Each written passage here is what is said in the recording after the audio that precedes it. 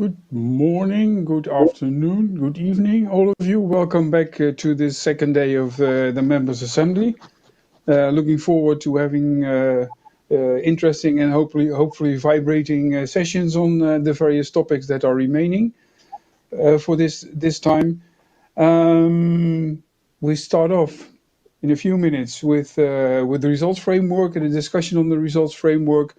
And after that, before getting into a break, we will go into the finances of IATI. Hopefully, and the purpose is to leave much room for questions and remarks and provide for feedback. So, with that having said, I think for now sufficient, and I'll hand over to, I think it's Joseph, to start discussing the results framework. Before we go there, I wonder if I could say a word, Theo, just on some housekeeping. Yep, of course. Just before we move over, just going back to yesterday, I know that there were several questions which came in on Zoom, and I wanted to assure everybody that these will all be answered. And today we'll do our best to ensure that either they're answered verbally as soon as we receive them, or if we're not able to do that, then we'll certainly answer them through a written text within the coming days at the same time as we circulate the slides. So we do have some slightly longer sessions today, but still our time is quite limited, as you would have seen. We also have 2 breaks today. I just wanted to flag that too, just so that there will be, you're aware that it is a deliberate break just before the last session, so that we can confirm any decisions which have been made and ensure that we capture those correctly. But beyond that, that was all I wanted to say. Thank you very much, Theo, and I think we are now over to Joseph to start off with session 10. Thank you.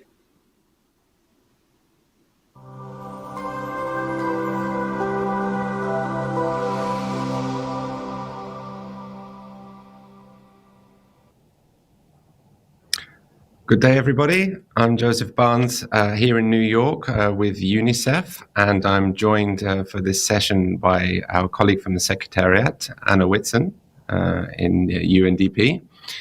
And who doesn't like to start the day with a good discussion about a results framework? So we're delighted to be online with you all, and we're going to take us through a few slides to remember what the results framework is and where it came from, how we got to this point, and then we will be opening up to questions. So if we could just give the next slide, please, and we can look at the overview of what we're going to discuss today. So a reminder of what the results framework is and how we got to this point. Some emerging insights, and the idea of a results framework, of course, is that it gives us insights into how we are doing. So some initial reflections on that after the first year. Some updates about our data collection and analysis plans within the Secretariat, and some ideas about new sources of data that we expect to come on stream soon. And then we know that many of you will have questions, and we look forward to a good discussion with those. So if we move on to the next slide, please. So I think the important thing to recall is that the results framework is firmly grounded in the strategic plan. And it aims to both capture the results and contribution of that plan to change, as well as support us with feedback loops and help us improve over the course of the implementation of the strategic plan. The strategic plan itself was endorsed with a draft results framework, as you recall, and then there was an amazing group of members that came together at a write shop when we could still get together here in New York, and they kind of looked at it in depth. They tore it apart. They added new ideas, and they came up with a really strong set of ambitious indicators to address the outcomes and the outputs under the strategic plan. Now, that version of the results framework was initially endorsed by the board and then was sent out to members for written comments. We received extensive comments, which were fantastic, and the Secretariat did a lot of work to incorporate those comments That went back to the board, and the board were satisfied with the level of incorporation of those comments, at which point we requested that the Secretariat moved ahead with developing baselines, and that's what they have been doing over the course of this year, and that's led to the current version that was shared in advance of this MA. Now, some of you may recall that we had said that the endorsed version of the framework would be shared out to be approved on a no objections basis. And in this unusual year, we know that we had hoped that it would go out earlier, but of course, I think the Secretariat were absolutely right to prioritize things such as the guidance on COVID reporting and so on and so forth. So we are aware that many of you may have only recently seen the current version of the results framework, and therefore moving on beyond this members' assembly, there will be a period of time that if there's any red lines from any members, then you can communicate those with the Secretariat, and the board will review it again. However, we are moving forward on the assumption that it will be approved on a no objections basis. And I think this is important because we don't want perfect to become the enemy of good. And as I think you'll see, there's a lot of good things within this version of the results framework. So if we move to the next slide, please. Fantastic. So I guess some key reminders and some important features of the results framework. And firstly, it's our results framework. And I mean our results framework as members. So it's not just for the Secretariat to use or the governing board to use, it's all of us. And it's meant to reflect our contribution as members to moving IATI forward.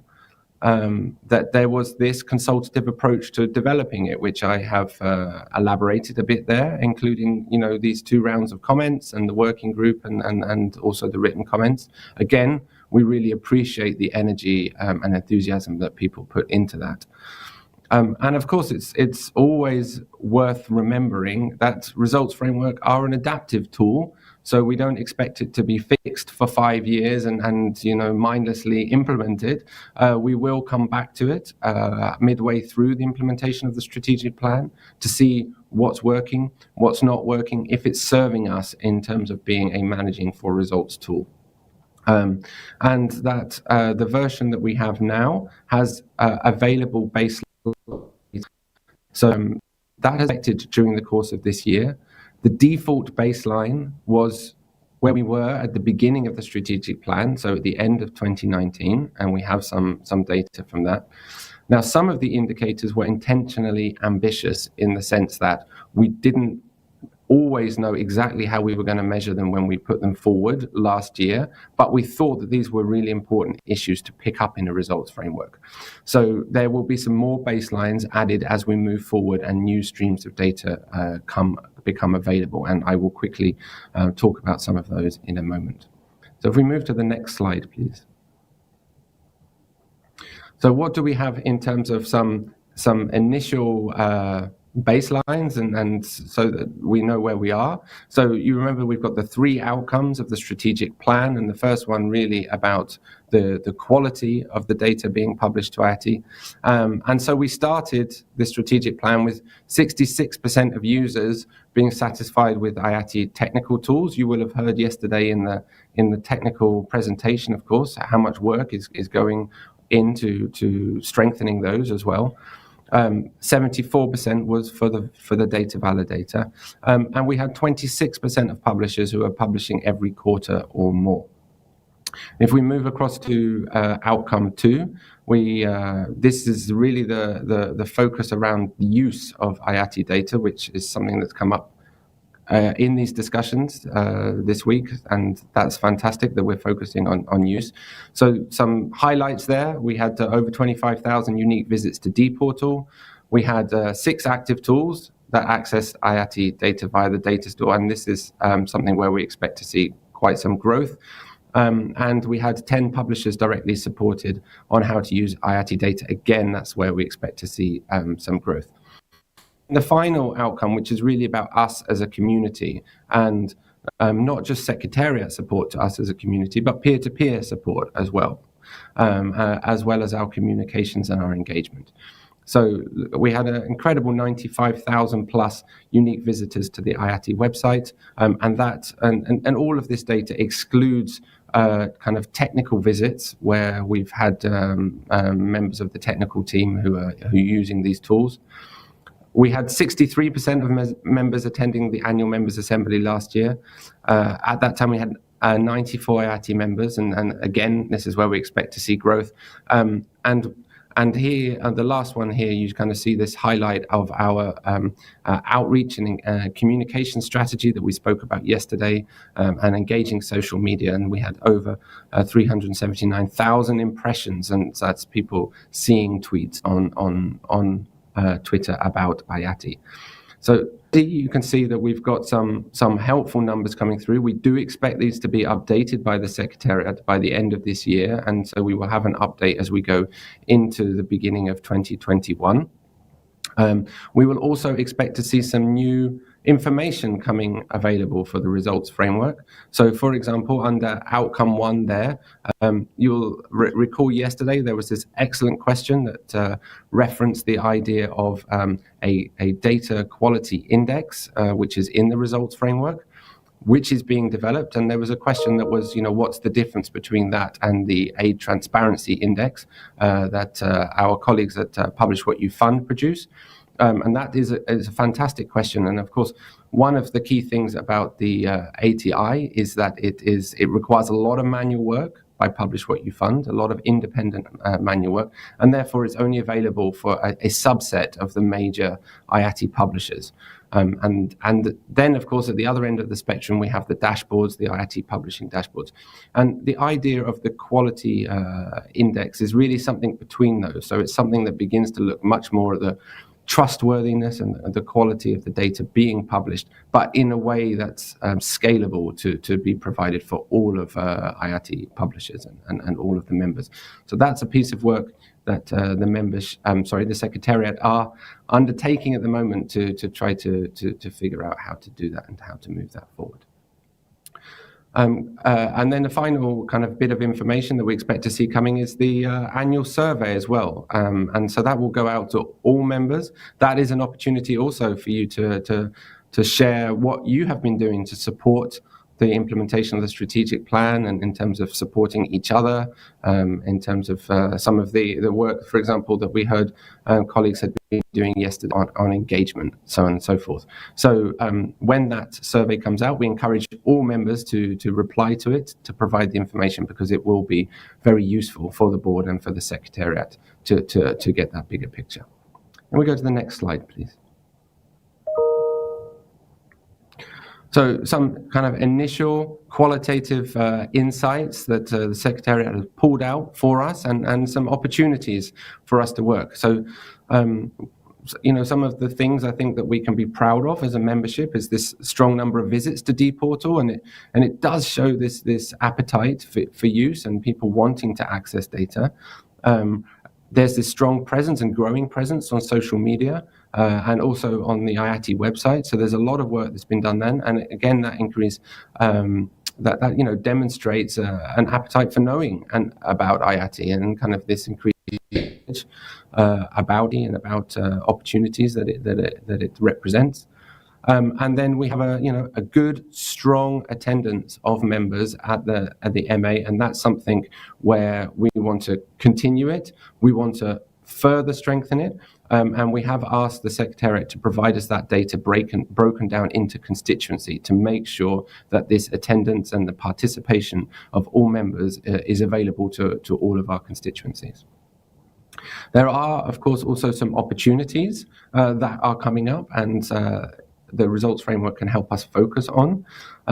So we expect more data to come from the IATI validator and also the data store. So that will give us new streams of information and allow us to track whether the assumptions that have been made about the technical estate are actually playing out, and give that feedback to the technical teams to make sure that these tools really achieve what we need them to. There is also room for this improvement improvement in terms of the number of partner countries who are systematically supported to use IATI data for decision making and incorporate IATI data as a primary source in aims and not just as a source of triangulating other data. So that's a real area of potential work and support. And it's fantastic that we also have Winnie and Henry as our counterparts on the board focal points on the partner countries' work to also support that moving forward. And then the overall quality data metric that I mentioned that needs some work to make it possible and feasible, and we really hope that will also open up new opportunities for evidence-based discussions, should we say, around data quality as we move forward. So the next slide, please.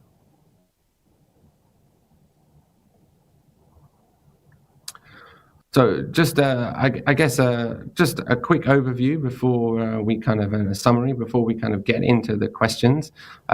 We should remember that although the indicators were chosen as much as possible for their utility and feasibility, the working group did include aspirational indicators. So not all of them have baselines at the moment because they are reliant on sources of information that have not yet come on stream. And an example of that is we need some baseline data from the validator to understand kind of what errors it is coming across before we can kind of set informed targets against those indicators.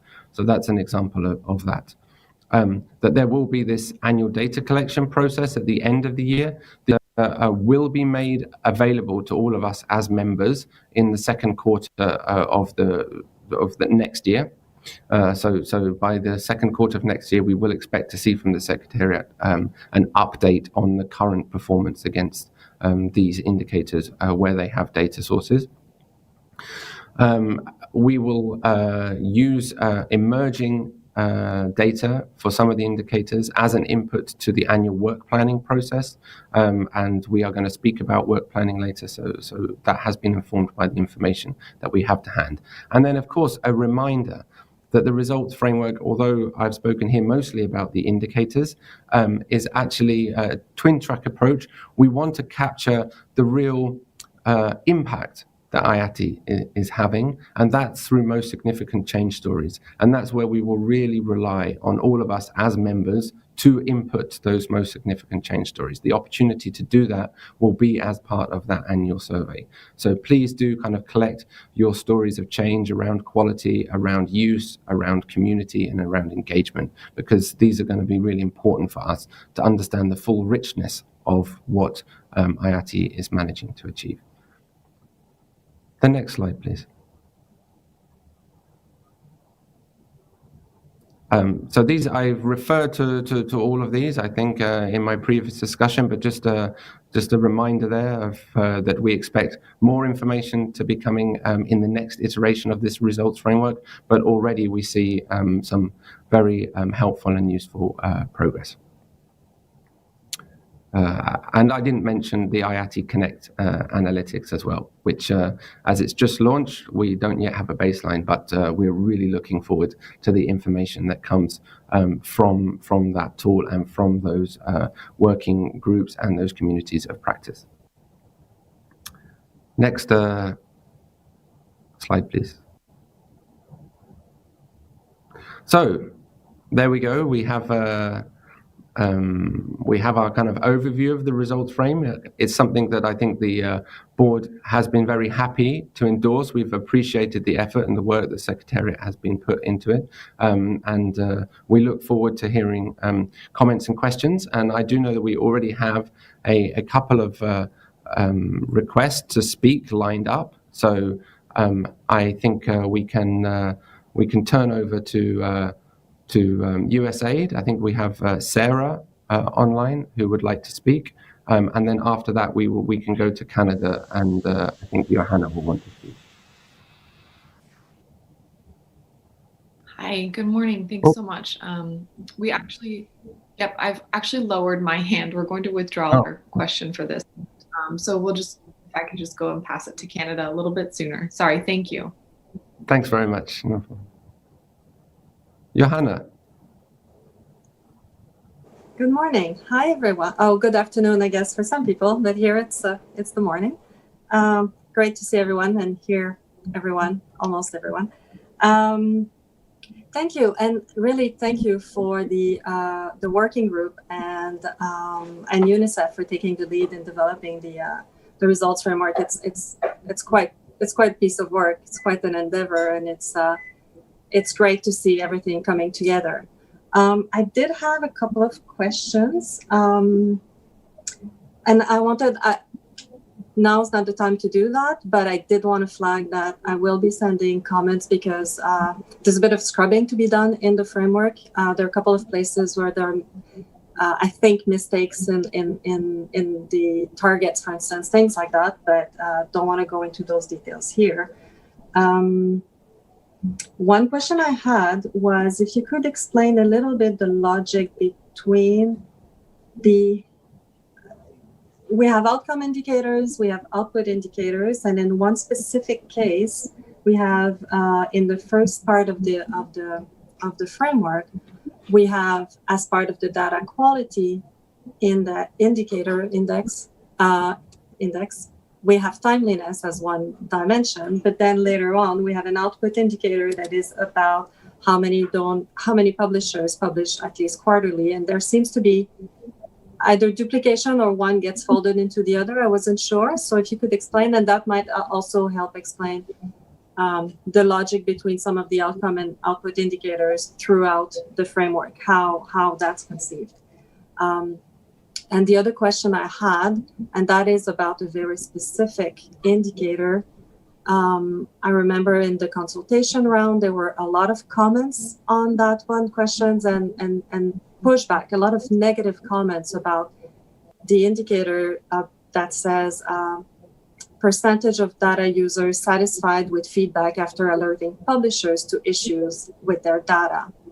And that indicator is meant to be part of improvement in quality of the data. And several of us didn't quite understand the logic of how satisfaction with feedback would first be assessed, and then how the satisfaction with the feedback, as opposed to satisfaction in data improvements, for instance, would how it fits in. So if you could explain that, that would be really good, because really that was one of the key issues in the consultations, and I have to say I was surprised to still see it there.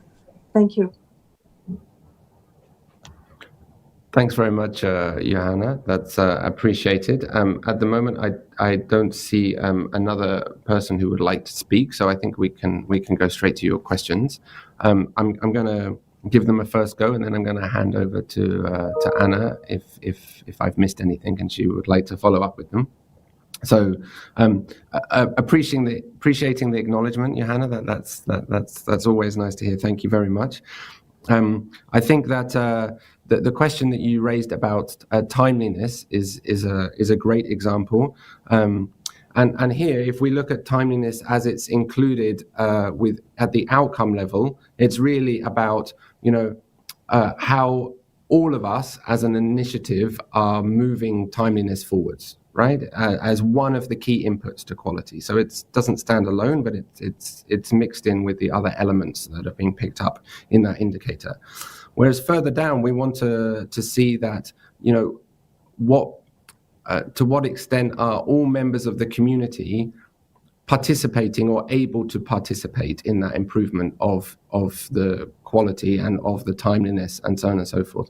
So further kind of down in the outputs is to make sure that as an initiative we're reaching everyone, and we're including the Secretariat are able to support the members who most need that support, and other publishers who are not members to also support their timeliness. Whereas at the outcome level, it's really kind of the collective effort or the collective achievement that's being captured there. So I hope that does kind of speak to that logic, and I think we see some of the similar things, for example, about participation in the communities, and on one, we want to make sure that we have active and vibrant communities. On the other hand, we want to have indicators that make sure that we are representative and that activeness is made up of all of us as members and not just a kind of a small group.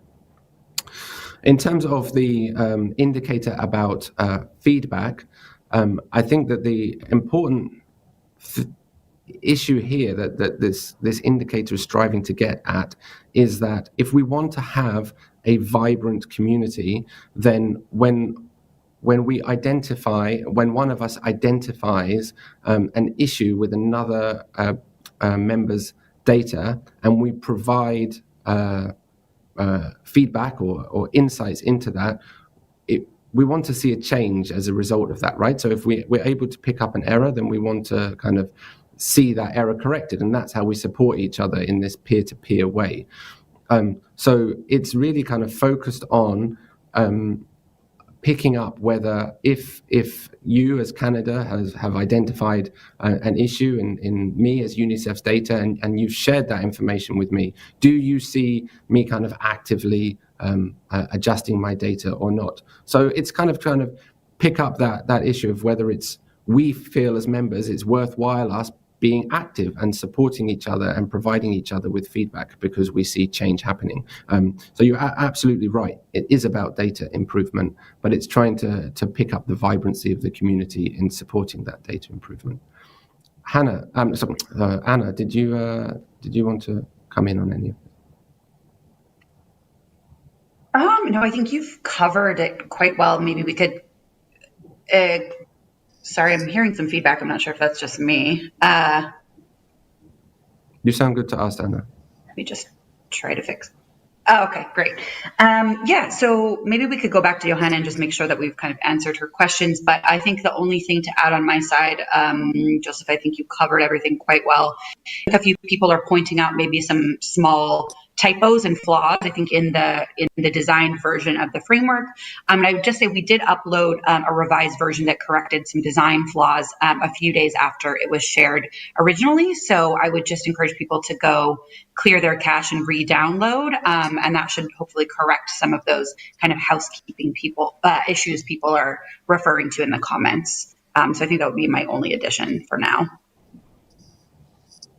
Okay, thanks very much. I mean, we do have some written comments. So I think we have some feedback from Pele, which is very practical and useful, and also from Michelle from FCDO. And that's again, these are I think what you referred to there, Anna, like things that we can pick up and clean up, and that's very helpful. Thank you very much.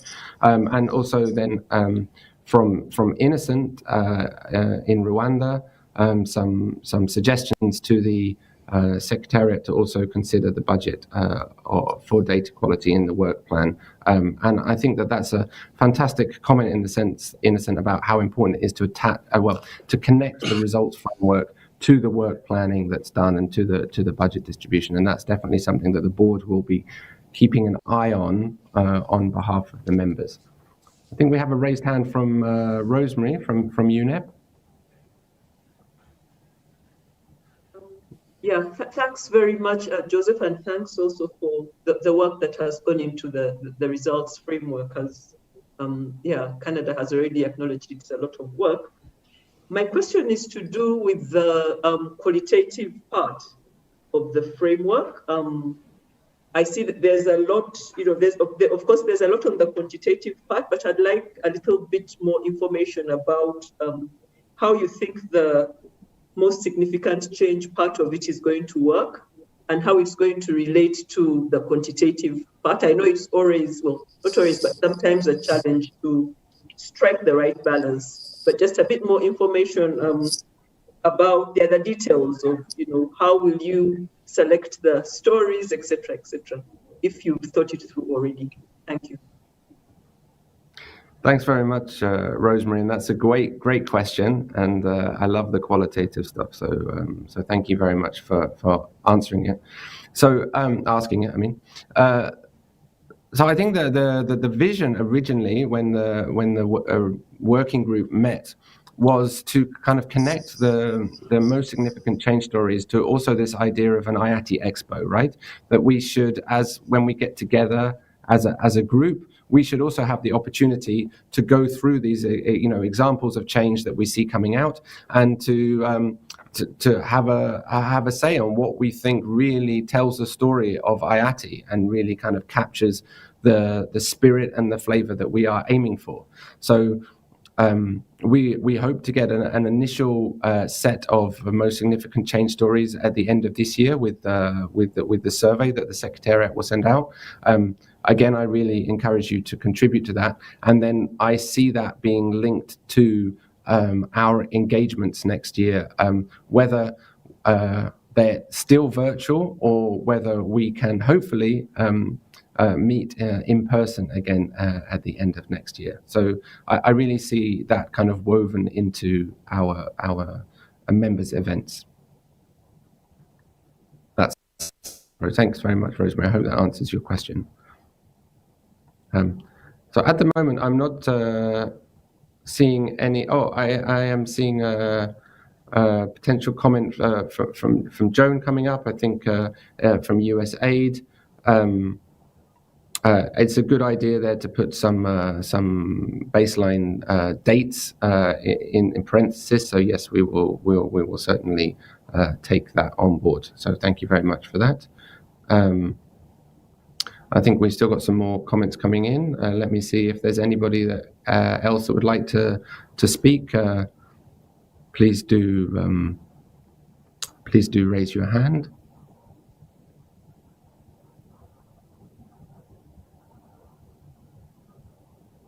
And then we have a question from Stephen Flower, and this is about the crossover with the publishing statistics that are collated and published in the IATI dashboard, particularly on timeliness. So, Stephen, I think that's a great question. The idea that we have asked the Secretariat to explore around the quality index is to use and combine these types of existing data sources wherever possible in a way that makes sense to kind of pick up the questions around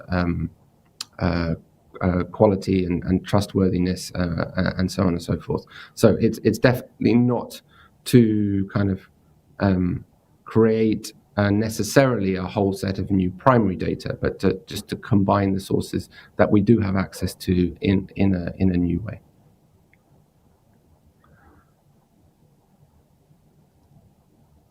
I hope that answers your question. And I think we have another good suggestion.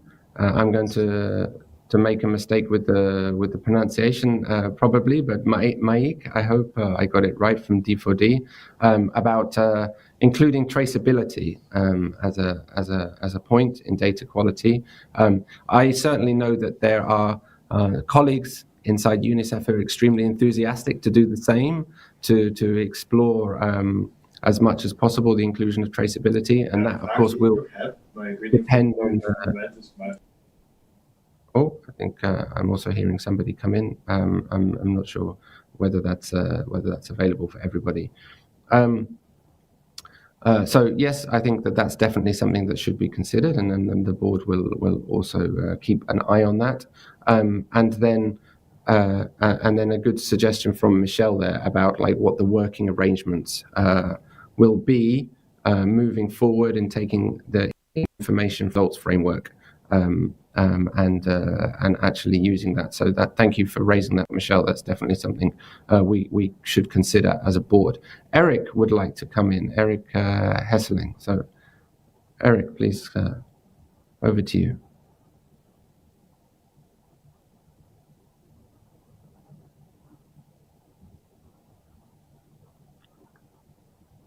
Please wait a second, Eric. I'm not hearing you. I'm not sure if everybody else is.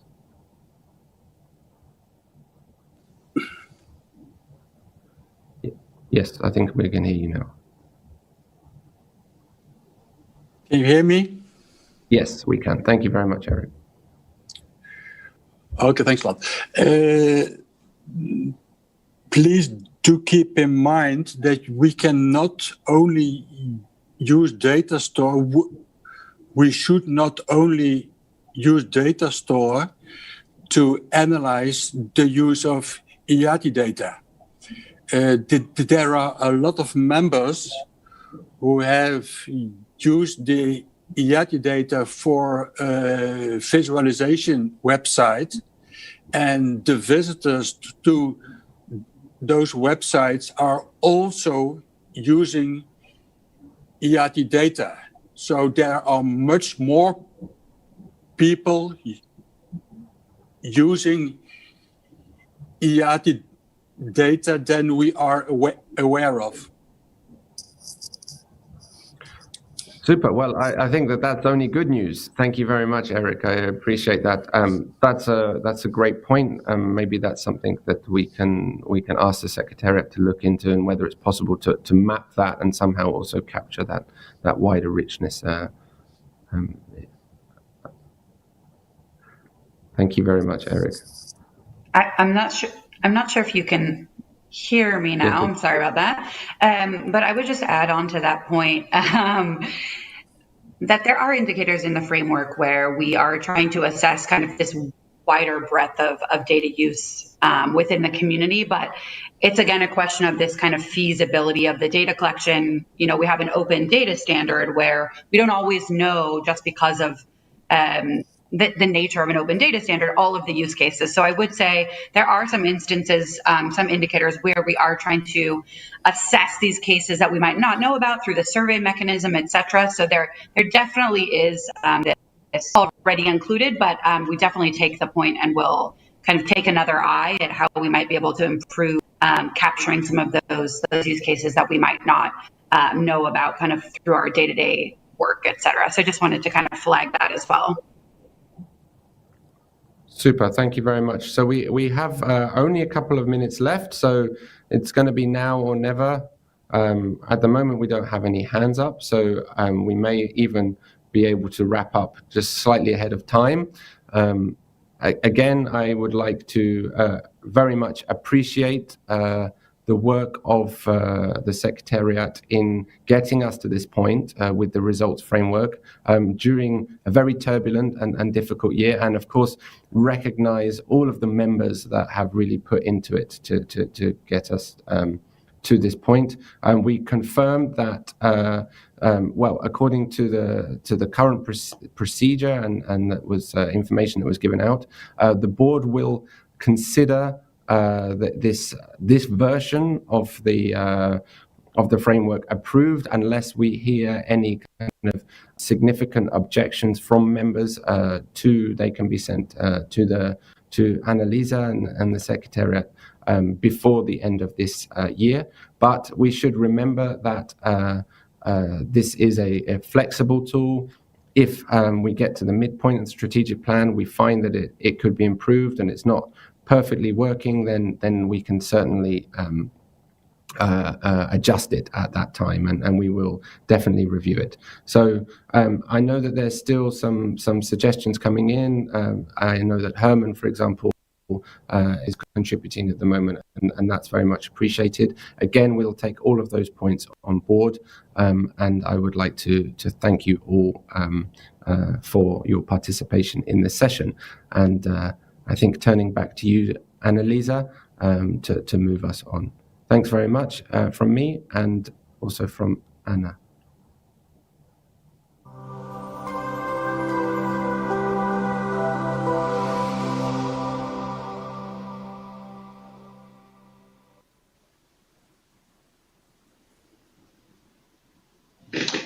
Hello.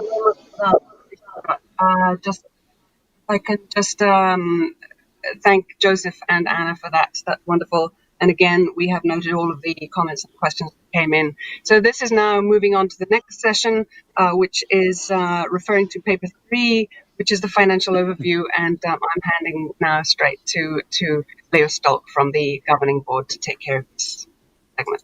Thank you. Okay, thank you. Well, I'm Leo Stolk, and I'm working in the Netherlands here as information specialist with Oxfam Novib, the Dutch Oxfam. And I'm here together with Theo as the co-focal point on financial matters of the board, and with Argira and Annalisa from the Secretariat. So we're going to give you a financial overview about what we've done in 2020 and ensuring careful financial management is one of our important, maybe most important, duties as board members. And how do we do that? We meet on a quarterly basis and as board, and we receive updates from the secretariats on the status of the implementation of the work plan and the financial status. As the financial accounting is handled by UNOPS, we also have available all-time information on an online internal dashboard. So that's how the board can monitor the financial of the initiative. What do we monitor? Well, we look at a couple of things, but for instance, one aspect we have been monitoring has been the carryover of funds from previous years. And I hope to give you some clarity on the board's plans for managing and utilizing this fund during the period of the strategic plan. And I will not go further in detail, but you've received paper number 3, but invite you to post any questions you've come up with while reviewing that paper in a session following the presentation, where Theo, as the governing board chair, will moderate a discussion at the end of this session. Can we continue to the next slide? So the purpose of the session is to outline the status of the finance of the initiatives, and we'll overview the top line figures members should be aware of. We'll highlight some of the challenges we faced in 2020 and how we've turned these into opportunities. And we will remind members of our financial strategy for the coming year and throughout the implementation period of the strategic plan. So the Member Assembly Paper 3 contains a report by the board on the financial situation, including a budget revision in Q3. And the annexes of that paper contain details of all income received through membership and voluntary contributions, covering all years. And secondly, a second annex is an annual statement of the 31st of December 2019 and an interim financial statement of the 30th of September 2020. Can we continue to the next slide? So these are the top line figures, and you can see them on page 2 of the paper, and it covers the income, outgoings, the contingency reserve, and the estimated cash position. And the paper breaks down per work stream of the budget or strategic objective and provides you with the actual expenditure to the end of September, a commitment to the end of December, a percentage utilized or a percentage realization, and the remaining funds per work stream. It's good to know that the board in Q3 approved a budget revision. So we reduced the overall budget of the year 2020 by $526,000. And that revision has been mainly related to the changes in our environment and therefore the changes in the work plan. Furthermore, Secretariat Consortium members, so that's Development Initiatives, UNDP and UNOPS, they have continued to contribute to the initiatives in kind. And that in-kind contribution, for instance, this year, has funded personnel to the amount of a little of $300,000. And this contribution doesn't enter into the IATI Trust Fund, but is administered by each organization. And we expect a similar contribution of in-kind by the consortium members in 2021. Can you go to the next slide, please? So this slide is more of a narrative to the top line figures. So we have a strategic plan, and in 2020 we have set the wheels in motion to fully deliver on that plan. And that includes building the solid foundations, not only on the technical front, but across the board in ways that will move us exponentially in the direction of better quality, better data quality, more data use, and a stronger IATI community. And we've been able to address technical debt, and that has built up in the previous years, addressing fixes and improving our tools. So in 2020, as you heard in previous sessions, we did a technical stock take, and that led to a strong roadmap and implementation plan and a view how to deliver them. Secondly, we managed to collectively to launch the new data store and a new validator. And we also developed a partner country data access tool as an interim solution. And as a fourth point, we, of course, initiated communities of practice and working groups and launched IATI Connect as a platform. Looking forward in 2021, we aim to invest in the research, design, and the building of the API gateway, the semantic data layer, replacing dportal, and the publishing solution or publishing tool, as was also presented in the previous session of Wendy. So in 2020, we had to find new ways of meeting our objectives, and this has resulted in major changes.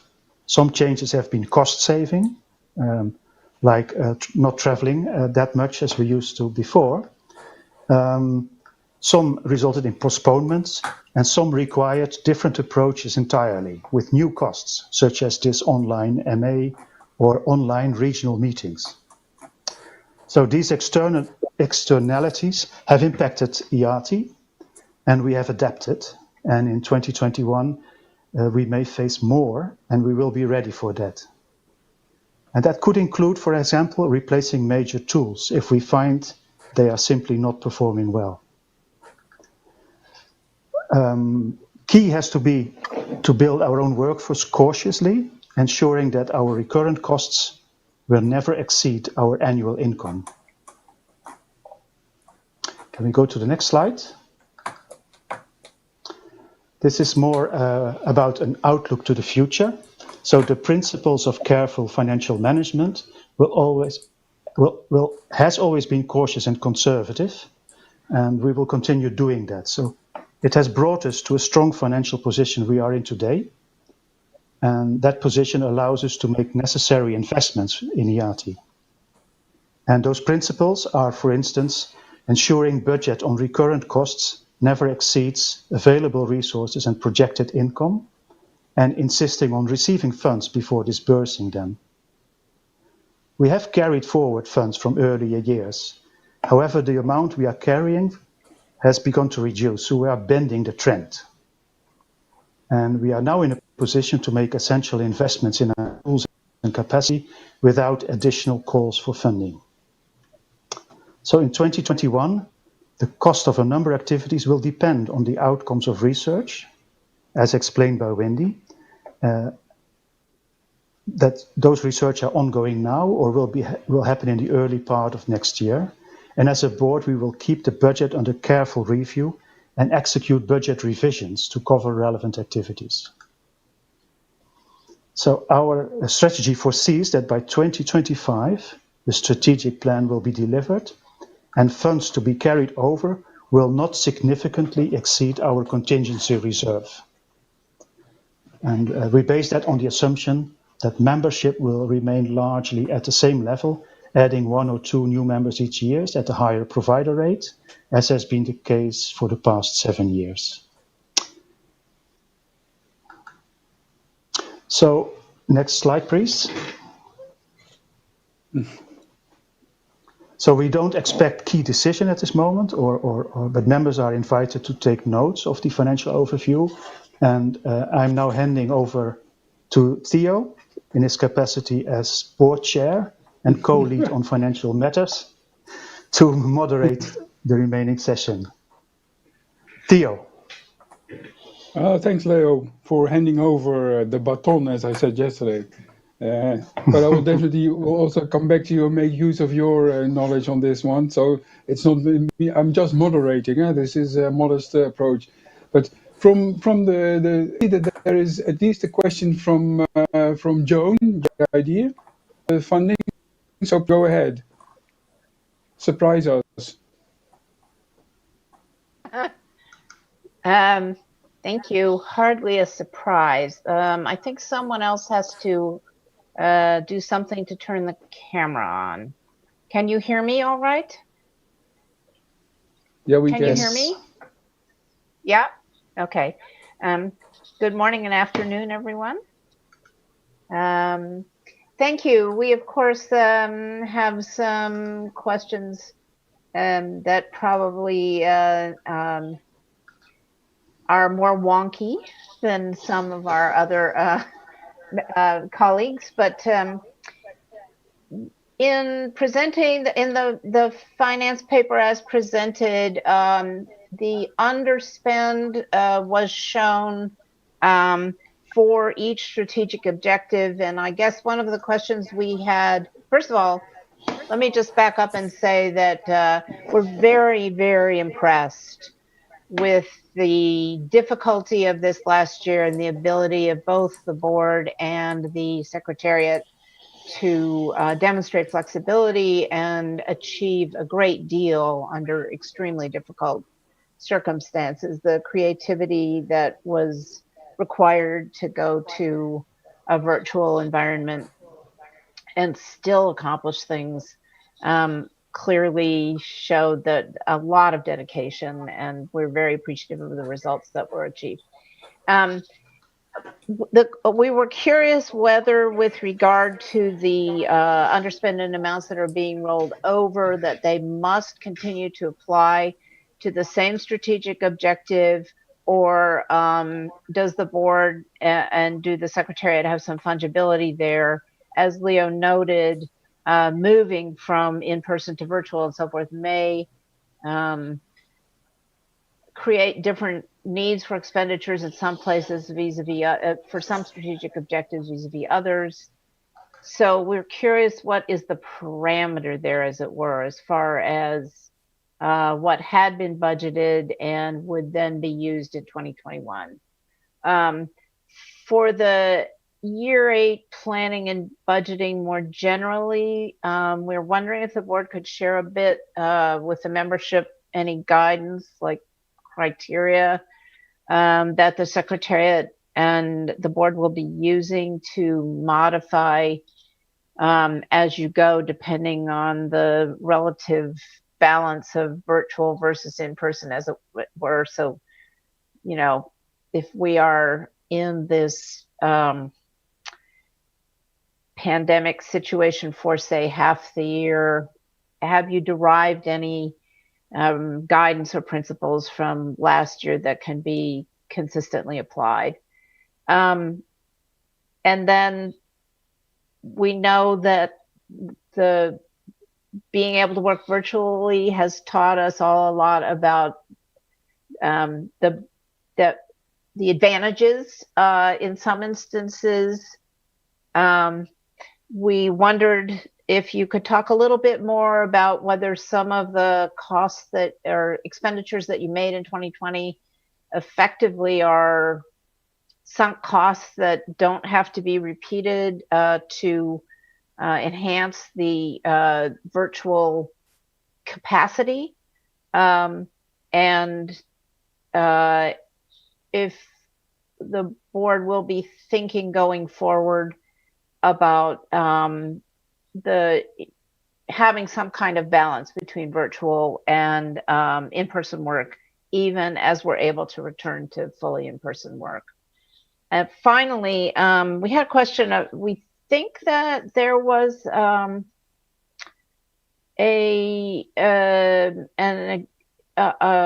provision last year, coming out of last year's MA, for some sort of a proposal for private sector organization member contributions, and we're wondering what might have come of this. If you could enlighten us a bit on that. Thank you.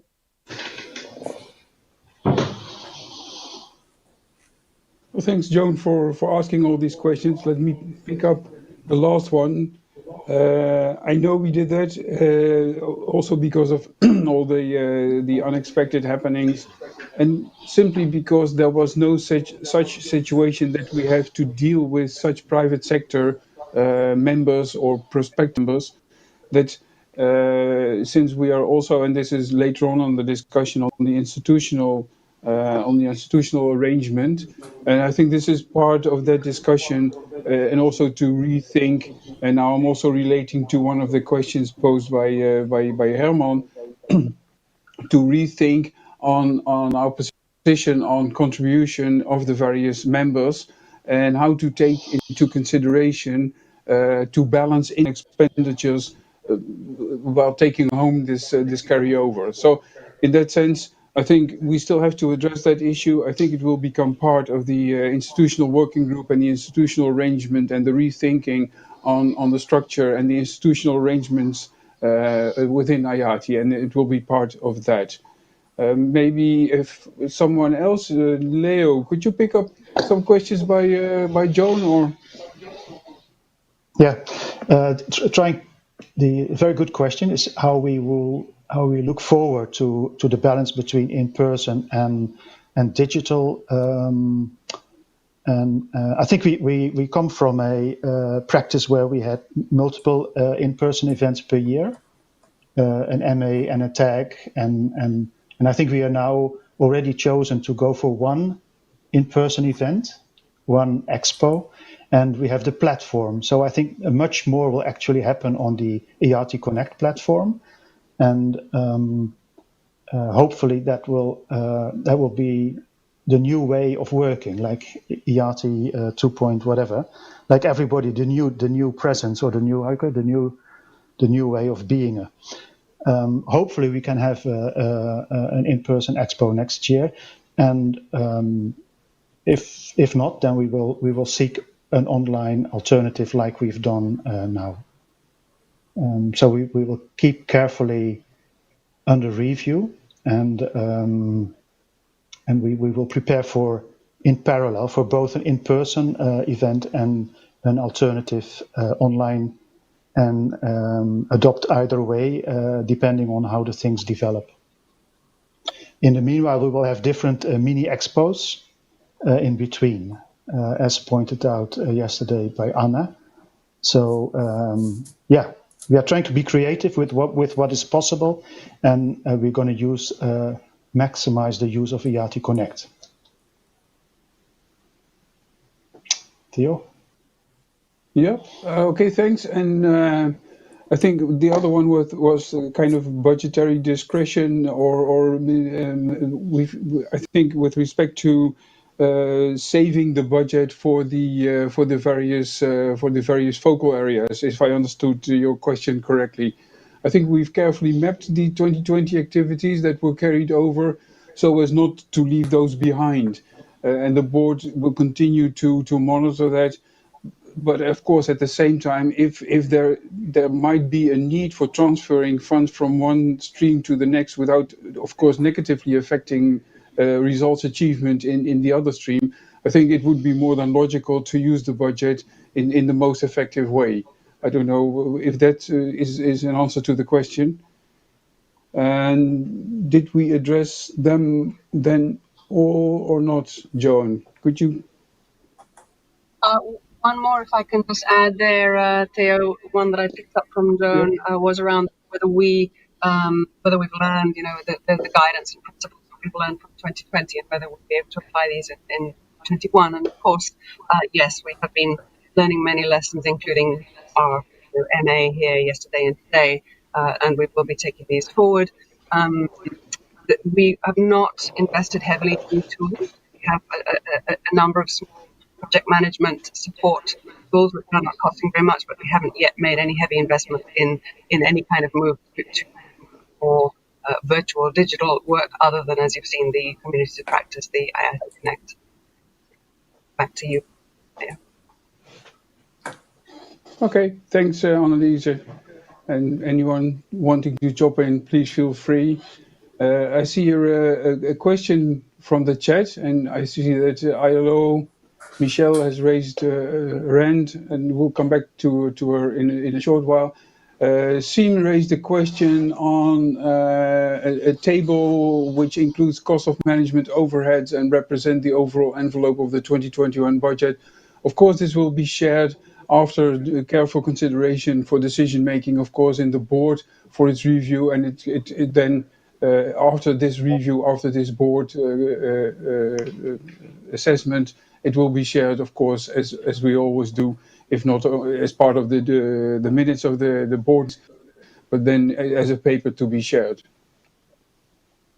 This is also a question coming from AFDB, so that's then handled in the same vein. I see 2 raised hands, so instead of reading out loud what the questions on Zoom are, correction IOM. I thought you transferred me from one area, from one angle of Geneva to another one, but you're still stuck with IOM. It's good to know. Please, Michelle. Yeah, I don't know how that IOL got in there, but in any way, I'm still with the migration agency. Yeah. Thanks. I want to thank you. I brought this up at last year's MA, so I do want to thank you for the robust, what we would call MD&A, the management discussion and analysis papers that you guys provide. This is my 3rd MA, and I'm finally getting the hang of how these things work.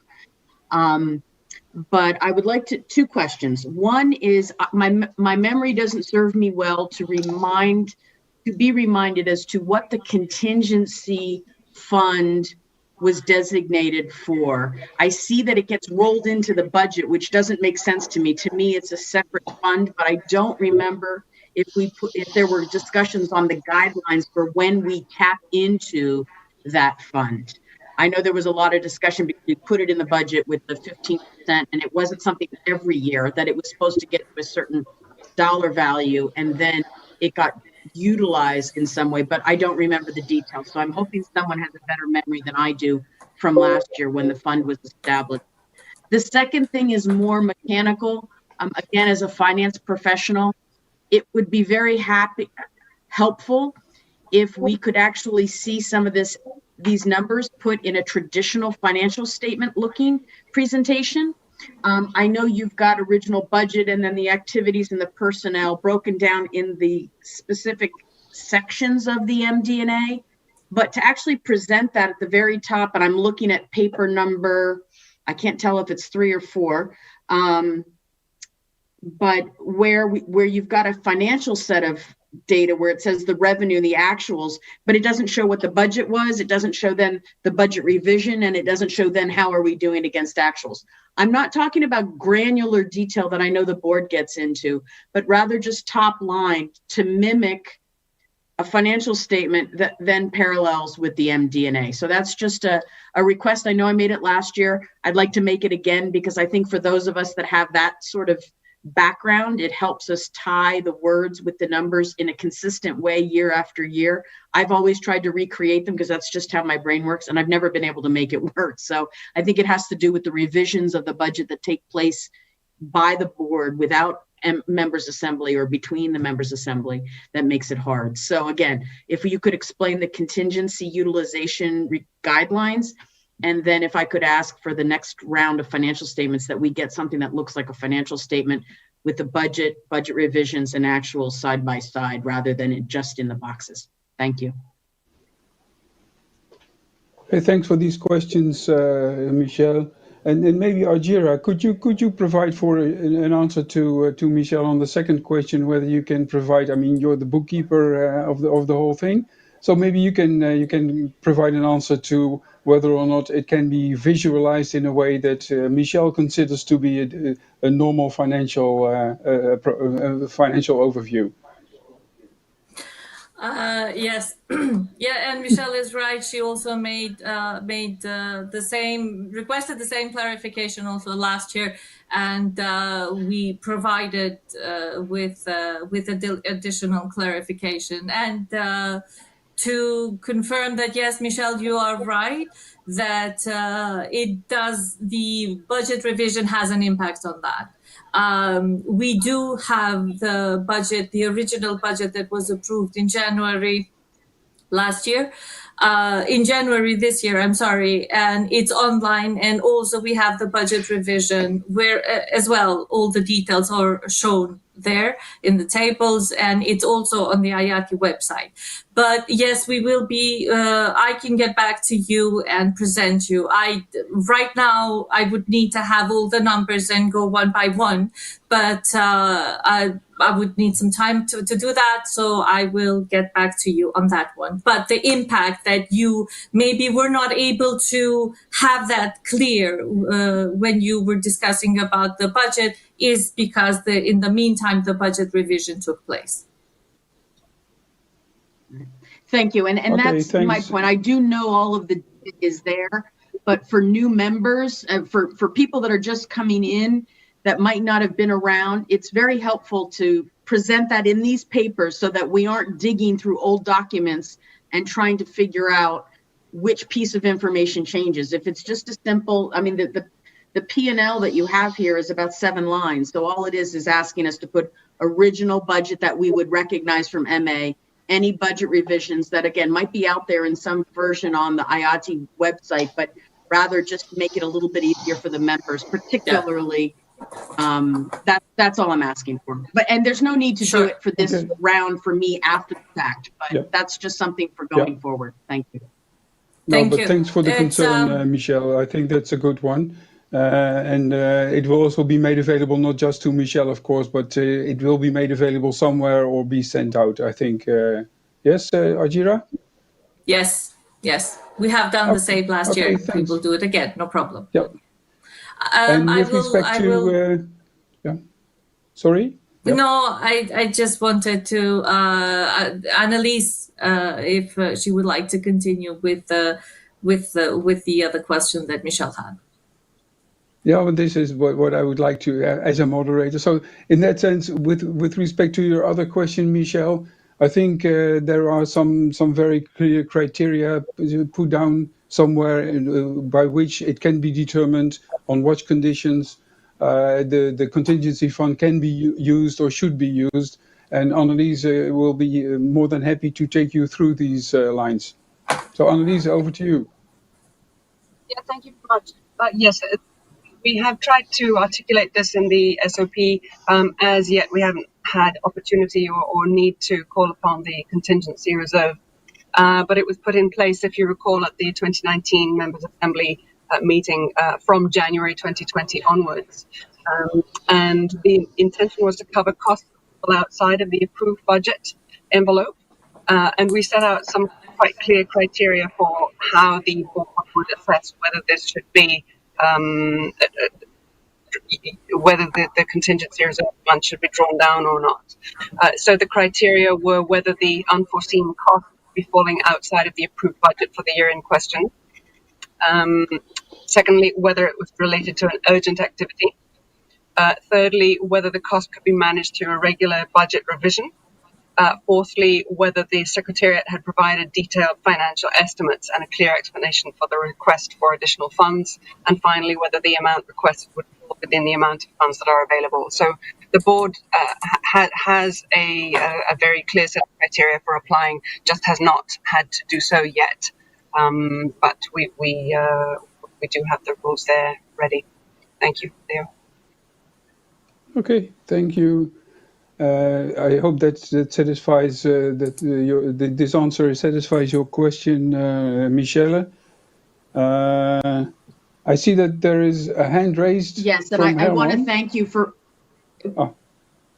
If I can just say thank you for clarifying that. And again, for new members, it's helpful to know about the fact that there are SOPs and governance documents out there that are probably good for all of us to be reminded. I think Johanna is about the only one that doesn't need to refer to those things, but for some of us, it's helpful to know that they are there for us to review, and they do apply in some of these cases. Personally, I forgot about it, so thank you for the reminder.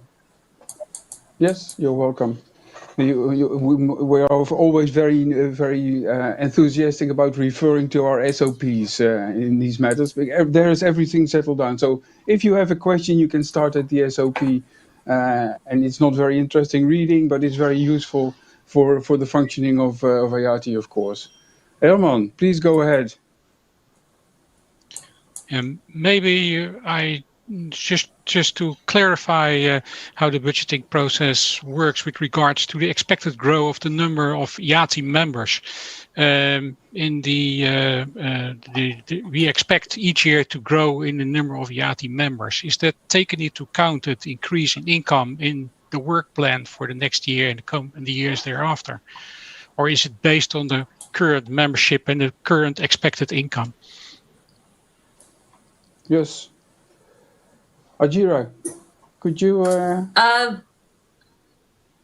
Yes, thank you, Herman, for the question. And yes, we do take into account, and we do have each year, we do have the membership, the numbers of the members increasing. Therefore, it also, the income is increasing as well. I will only take as an example of the previous years where we have, for example, in this year, year 7, we're looking at the income from membership on 2.7, but for the following year, we expect to have slightly up, and we expect to have 2.8 million. So we are taking into account, and the level of the membership is growing.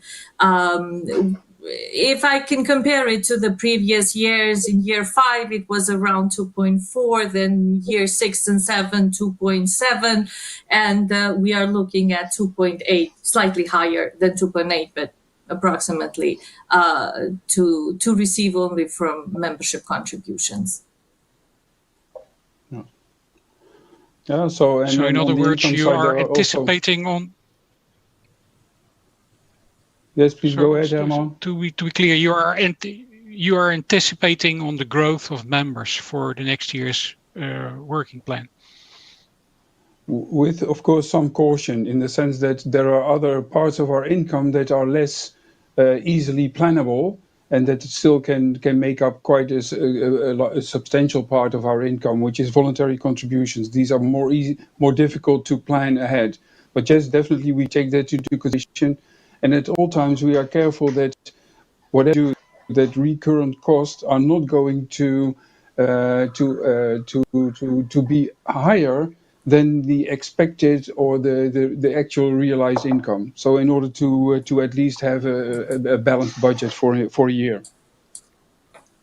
Okay. And finally, I think, as I indicated earlier, I think if membership would grow substantially and our budget requirements wouldn't grow substantially along with that percentage, but it also depends on from which constituency these members are coming and what the size of the new members is, so therefore the level of the contribution, which makes it all very difficult to, or rather difficult to manage beforehand. Yes? There's a question from WHO with respect to no activity plan for the quality of data. You want to raise the question yourself, Rafael, or?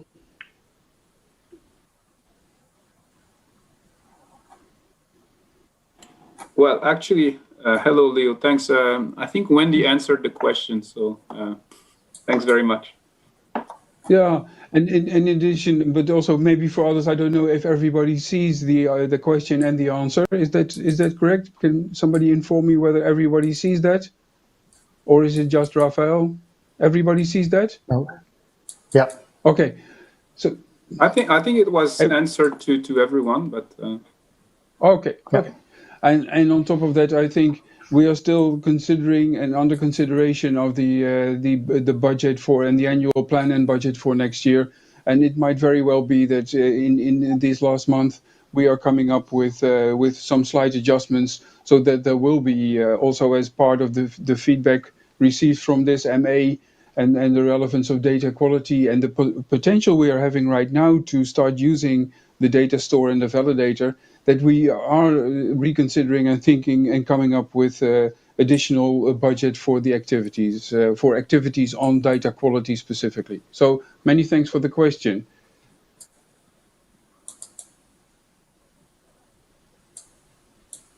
Is there any other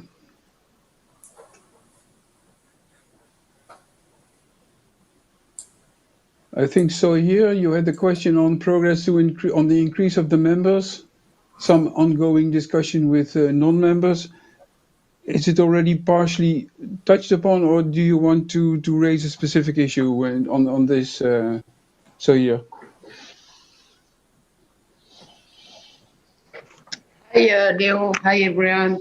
No, not necessarily, because we keep saying that we want to increase the number of members, but for now, is there any ongoing discussion with other organizations? Where are we?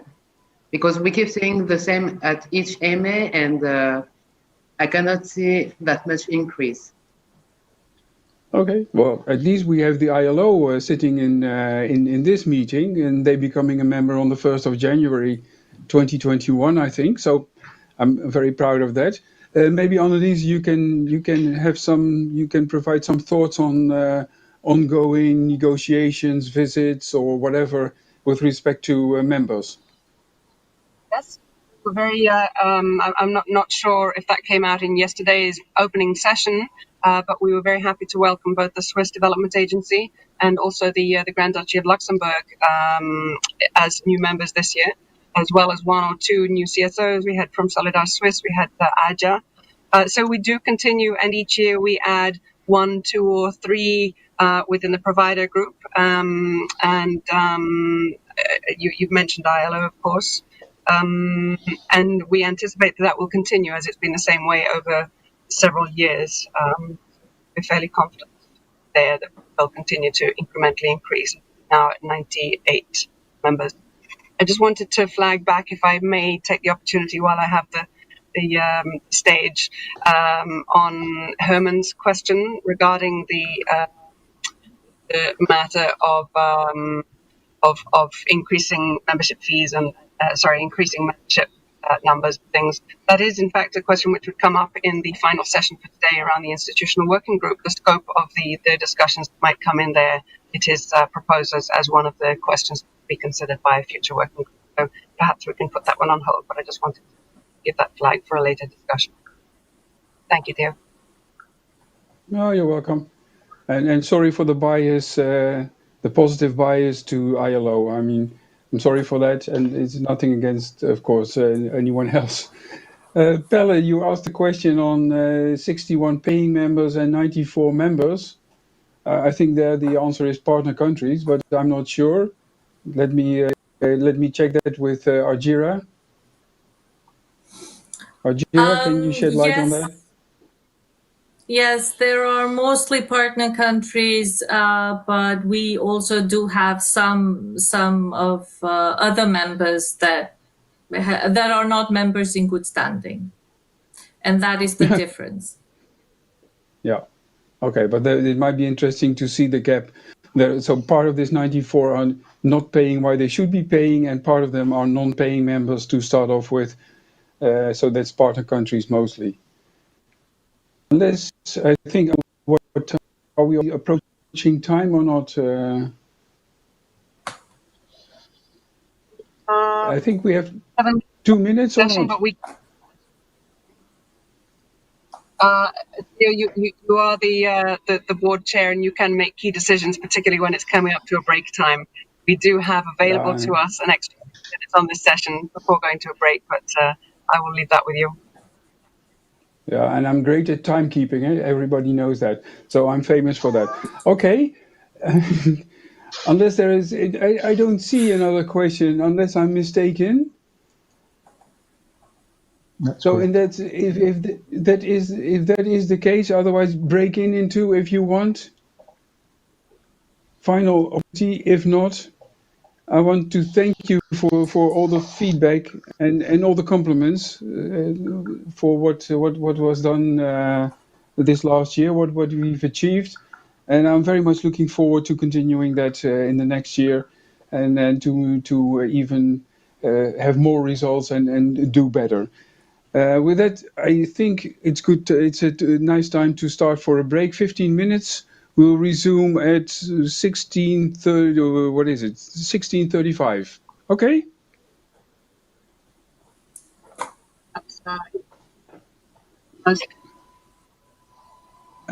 thanks to Annelies, Jira, and Leo for this session. Thanks. Thank you.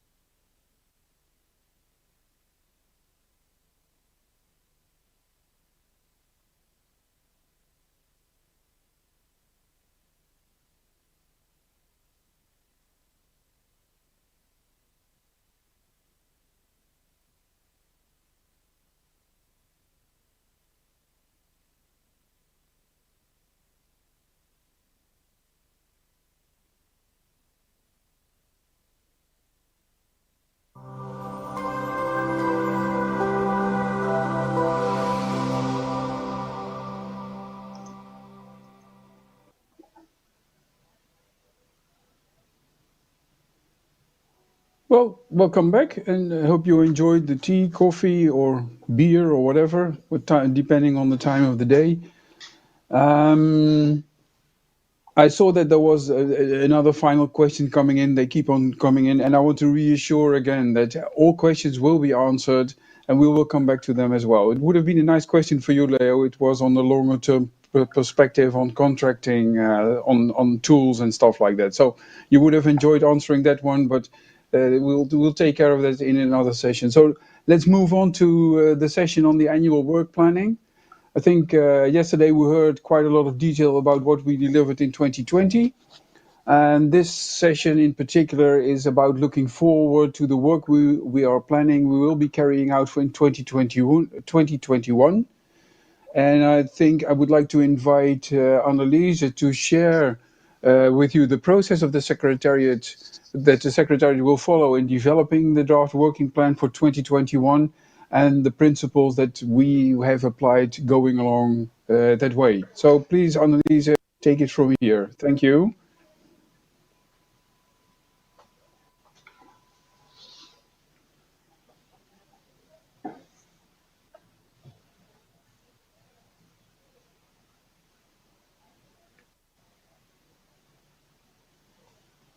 I think you're muted, Anneliese. I'm sorry.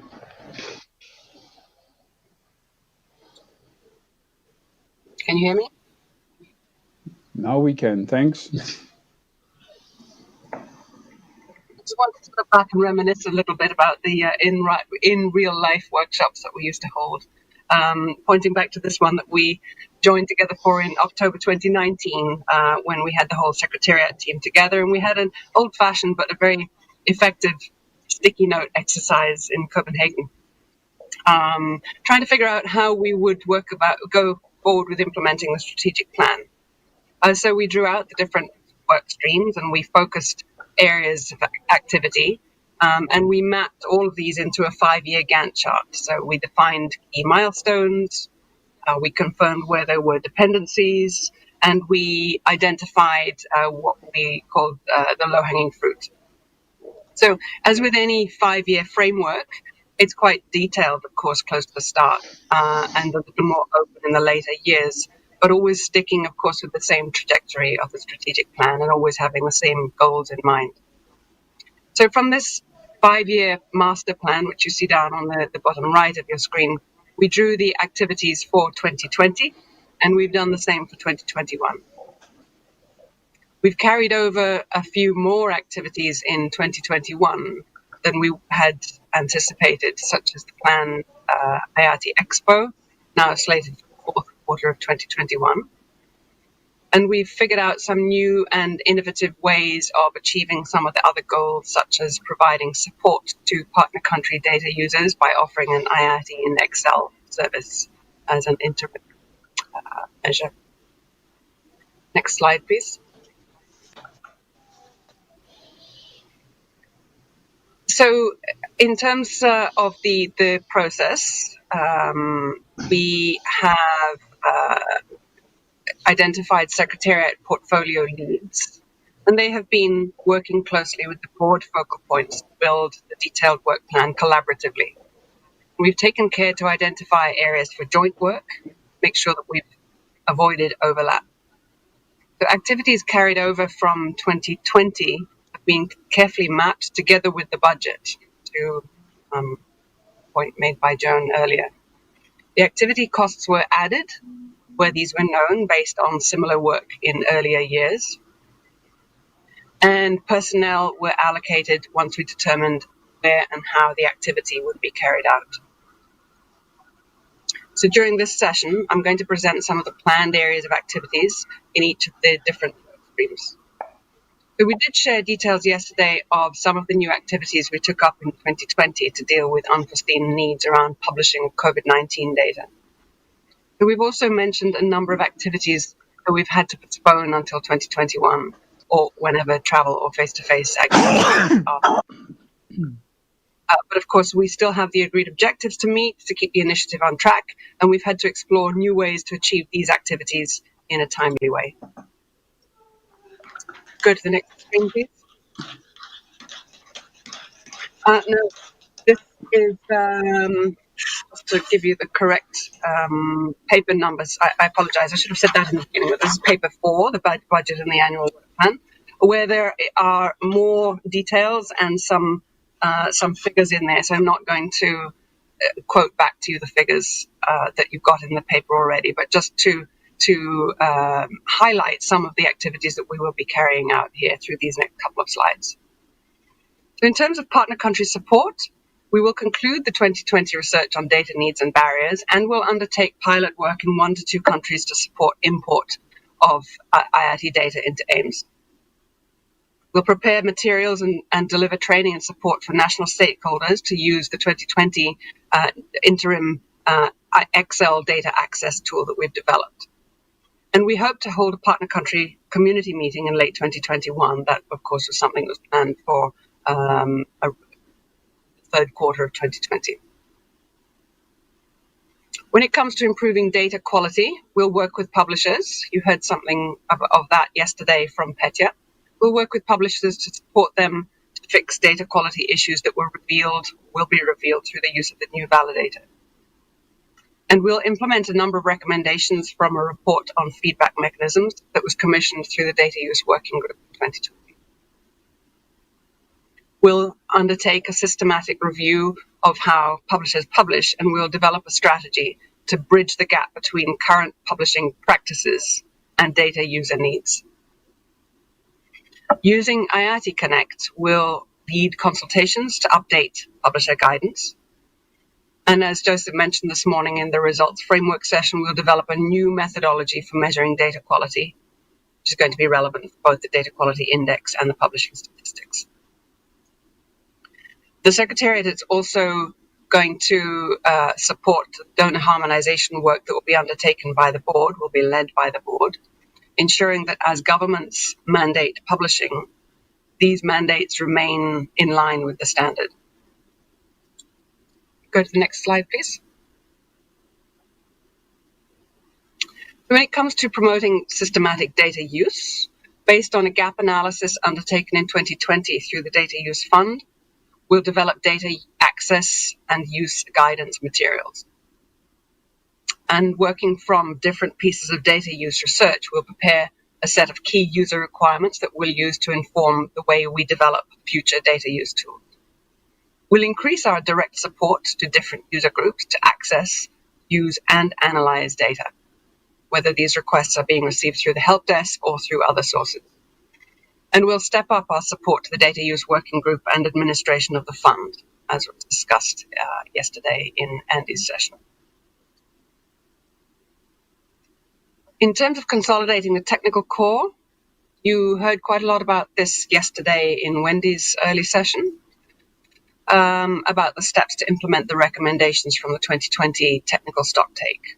So I'm not going to go into too much detail, but new activities include a publisher tool project starting with a user experience survey and exploration to understand the different needs across all publishers.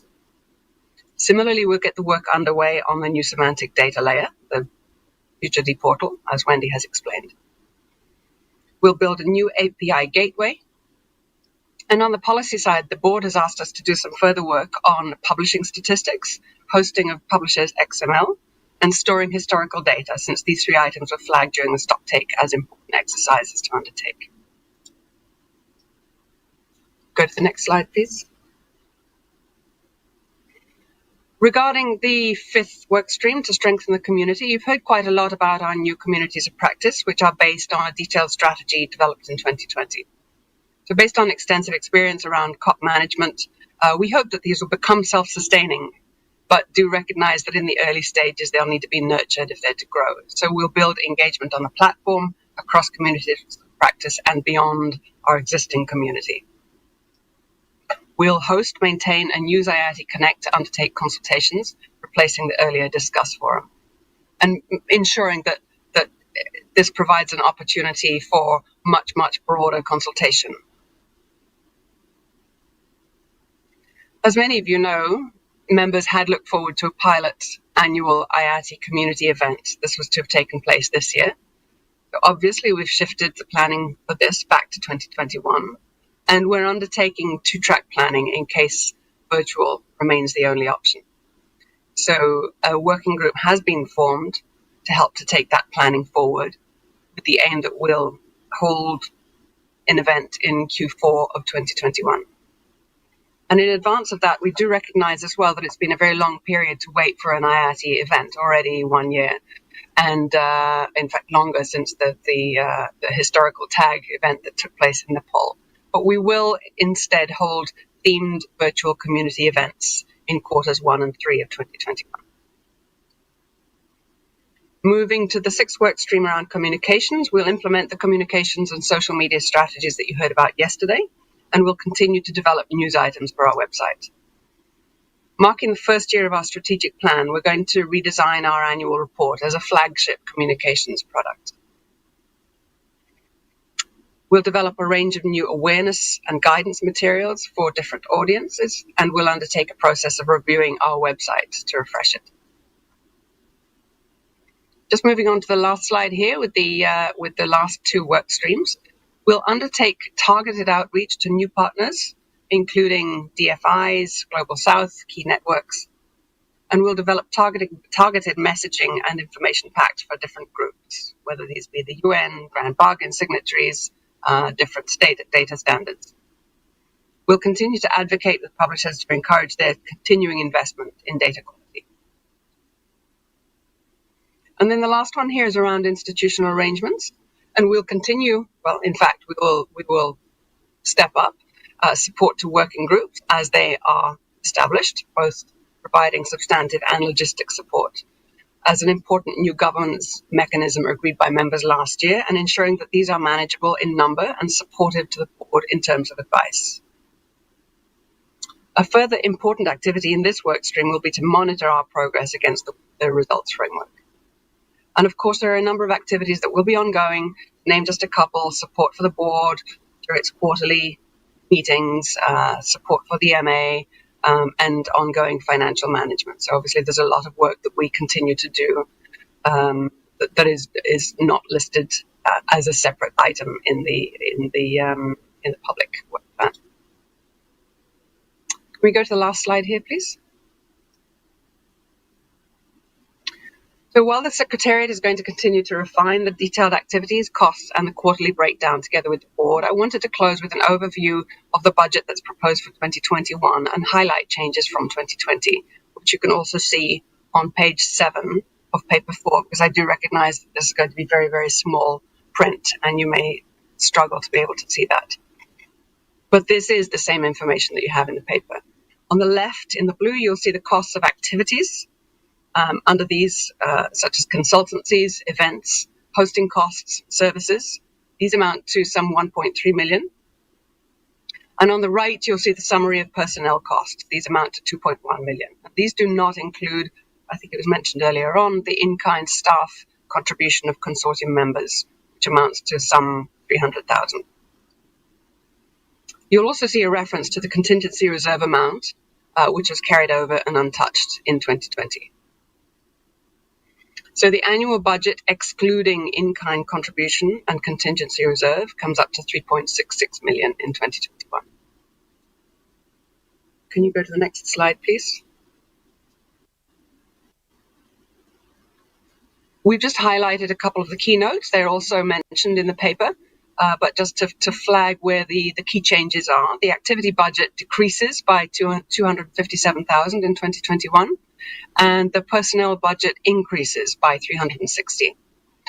The in-kind contribution has decreased by a fairly small amount there, and the management fee has increased very slightly as well. The budget for 2021 is higher than for 2021 than for 2020 by 113,000. So you'll see necessarily the activity budgets, which are covering things like travel, they have decreased. Holding major events in person, those costs have decreased, whereas we are carrying out more support work, which requires people, and that's how the personnel budget has increased. I just wanted to say a little bit more about that. If you could go to the next and last slide, please. Just before closing, I wanted to acknowledge the ways that we're trying to work better as a single secretariat, with the starting point that we're in different organizations and we're mostly working remotely. But we are absolutely committed to ensuring that progress or even setbacks in one stream can be offset by our strengths and capacities in other work streams. So as a single secretariat working across the three organizations, we have the advantage of a very broad span of expertise, also geographic coverage. So we'll continue to strengthen our joint working practice in 2021 and take advantage of new innovations in remote team working wherever possible. So the next slide, please. The next steps, just reiterating what you've seen in the opening of that paper, the work plan and budget paper, the next steps will be to hear any comments from members, but then the board has a responsibility to finalize these papers, and we'll do so between now and the end of the year so that we have an up and running budget and work plan ready for the 1st of January 2021. With that, however, I would like to invite or rather hand the floor back to Theo so that we can spend the next, how long have we got? About 15 minutes on questions and answer. Thank you.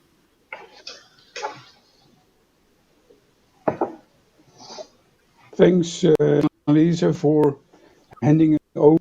It might be a good idea to start this. We moderated the previous, so maybe you can. I go to him because he did the floor. I go over moderation. Is that okay? I'd like to suggest that Leo take over anyway because your audio is extremely choppy. Okay, so that's an excellent idea then for reasons. Okay. Thank you. Currently, I don't see hands raised nor questions. So there is a previous request from the Netherlands government. So Herman wanted to make some to speak to us. Herman, can you please take the floor? Herman van Loon. Yes, thank you, Leo. First of all, I'd like to thank the technical team with the outstanding work on getting us a data validator and a data store this year, which is no small feat. But regarding the data validator, I think there is a lot of more work to be done. I'm thinking about the possibility of validating the validity of identifiers, which is absolutely essential when you want to have chain transparency and linking activities together. I'm thinking of having an API available so that you can build in a validator in the tools developed by third parties. I'm thinking about more extensive checking of not only the hard rules, but also the guidelines so that you can get informed as a publisher that there are some improvements to be made to your data. And then looking at the annual budget for next year, I see no explicit activities for that being budgeted. So I was wondering, did I miss something, or is it being this technical work being put somewhere else in the budget where it's not explicitly mentioned? That was my first question. The second question is about historical data. I was present at the technical stock taking, and I know that in the technical stock taking sessions, there were different opinions on the necessity for having historical data being centrally stored somewhere. There were proponents, but there were also people opposed to it. So I was a bit surprised to see this now on the slide as implicitly being decided that it should be a part of the work plan. Please, could you comment on that? Thank you. Okay. Starting with the historical data, I think what is on the agenda is a serious consultation of all publishers on their views about the added value of storing historical data and the risk associated with storing historical data. So it is by no means decided that we're going to store historical data, and I foresee a better, even or deeper consultation and discussion than we have done so far. So I think that is our intention. The API and I think and the further development of the IATI validator. My understanding from the technical presentation of Wendy is that we will change. We certainly will develop an API as part of the API gateway that will also talk to the validator. And I expect. I think yesterday we even said by June or by May such an API should be up and running. And I think the functionality of the validator will not be static. And I think suggestions like validating used identifiers in activities is certainly something that is on the radar as a next functionality to be added. So far, I think the main effort has been on hosting the validator within the IATI tech or technical environment, and that was quite a job. And also, I think we spent a lot of energy in getting it working correctly, and I think we are now quite happy and ready for the next stages of development. Hope that answers your question, Herman. Okay.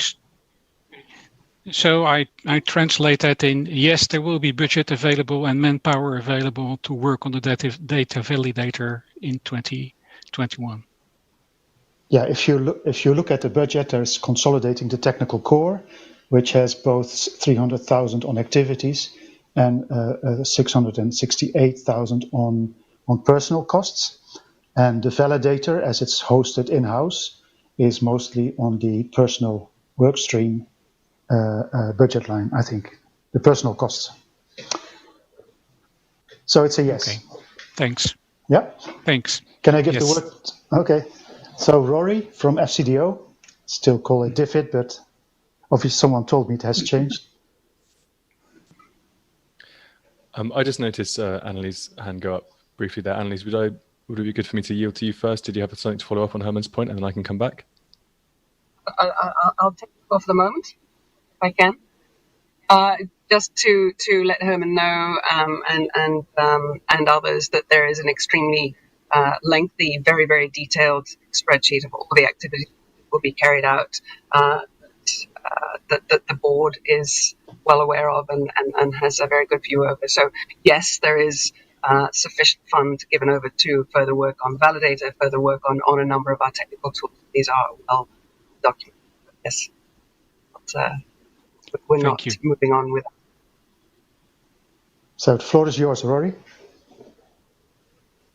Thank you very much.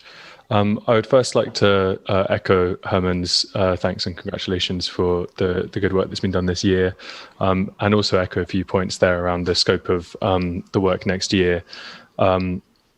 In particular, I think I just wanted to echo that and I want to be really, really clear how I phrase this. I simultaneously think that the data store and the validator are really exciting and there's been good progress.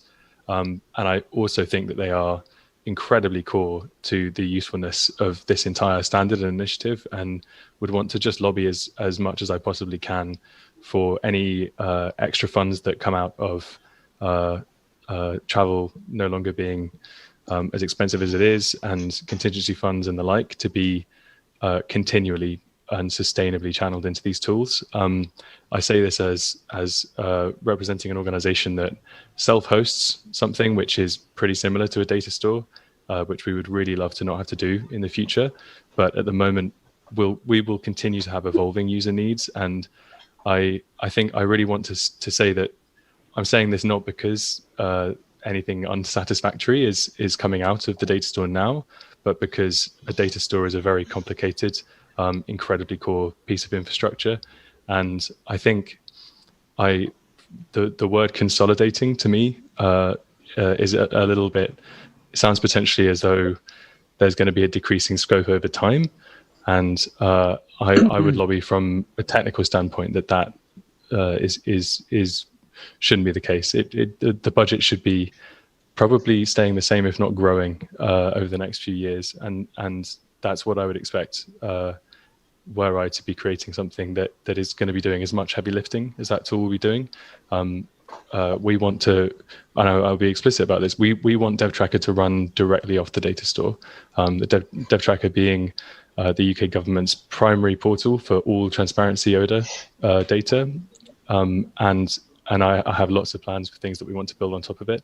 That's all going to take continued development, and that's my piece over. I'll hand back to the floor. Yeah, I heard your call yesterday as well, and I think I support your view. I think IATI also wants to build the new semantic data layer on top of the data store. So I think we are all looking to optimizing the data store and having a very reliable, good working data store and expanding its functionalities.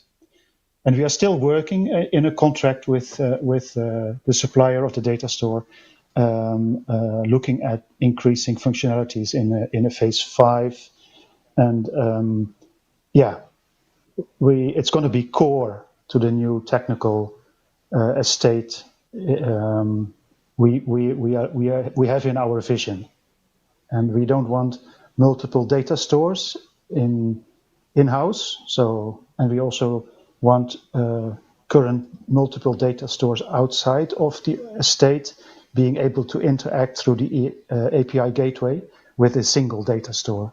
So I fully support your vision about a sturdy, solid data store at the center of our community.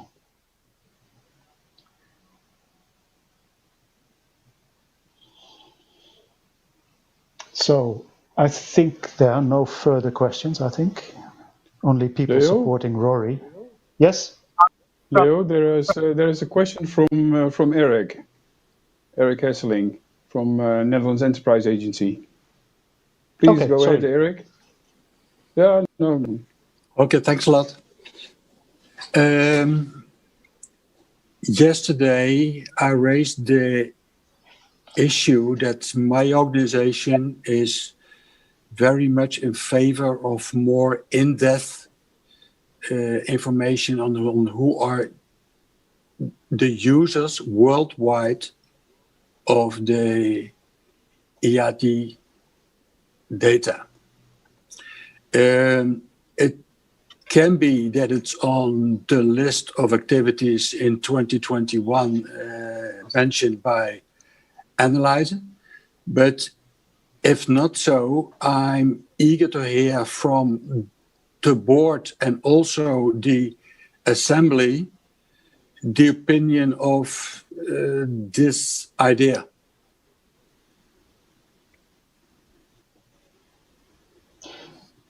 I think from previous session on the result framework, it became clear that we are really eager to capture data use from multiple sources, and from the new data store and the new validator will allow us to capture more. But I also hear your plea to reach out and try to capture statistics from platforms outside the IATI estate. And I think we are keen to work with you and others to get a better image of how IATI data is being used. And my director also asks me occasionally who's actually using it. You know, is it worth the effort? And we need to have a convincing and not just a vision. We need to have statistics and facts that convince people that need to support us all in providing more IATI data and data of better quality. So I support. I think it's part of our vision. Theo, can I give it back to you? Yeah, you can give it back to me, and full support for that. And because of the interrelatedness, Eric, of questions like these, it comes into the data use working group, it goes into the data quality because data quality determines use, etc., etc. So, but definitely there will be attention to not only what is, let's say, the state of the art in data use, but on top of that, what is the way forward in increasing data use, and what can we what can we do more in order to raise the use of data? So in that sense, it fully aligns with the ambition of the longer term strategic plan to do something on that, to keep track and to improve data use in IATI. I think we are now, since there are no other questions raised, I think we've covered them. And again, if something comes in later, if we miss, don't worry, come back to it later on. Don't worry. We'll get.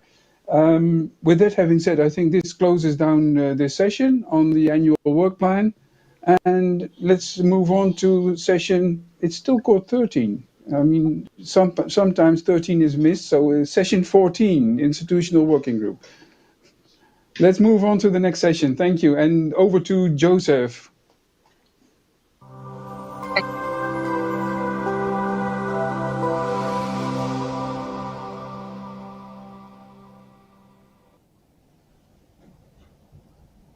Hello, everyone, and welcome back, Theo, as well.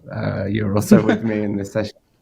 So I hope everybody who's online is ready for an interactive session. This one is really an open brainstorming, and so we are looking to the Zoom hands, and we are looking to the chat questions to get your inputs. Theo and myself are both the board focal persons for institutional arrangements. And this session is really covering where we go next on institutional issues. So some of the members may recall that in 2017 there was an institutional review that was undertaken by Universalia. There was a working group convened at that time, which considered the insights and the recommendations of the review, and in 2018 put forward 4 sets of recommendations to the members and the board. One of those was on the hosting arrangements, and that was implemented and will carry on through till 2022. The second set was around the strategic plan. That has also been implemented, and we celebrated the endorsement of our strategic plan last year. The third set of recommendations was around clarifying accountabilities, and that's something that we are seeing being put into action at the moment. So a lot of the conversations that we've had in the last MA and this MA relate to those kind of clearer accountabilities for which part of the initiative gets to make decisions and who is accountable for them. And then finally, there was a set of recommendations more forward-looking around the value proposition for different groups of members, different constituencies. So that's an area that where the work has begun, but again, it's an area where I think that we've had some questions come up and perhaps some enthusiasm to engage with these issues a bit more. Now, in the papers prepared for this MA, the Secretariat very kindly put together working paper 5. You will have seen it.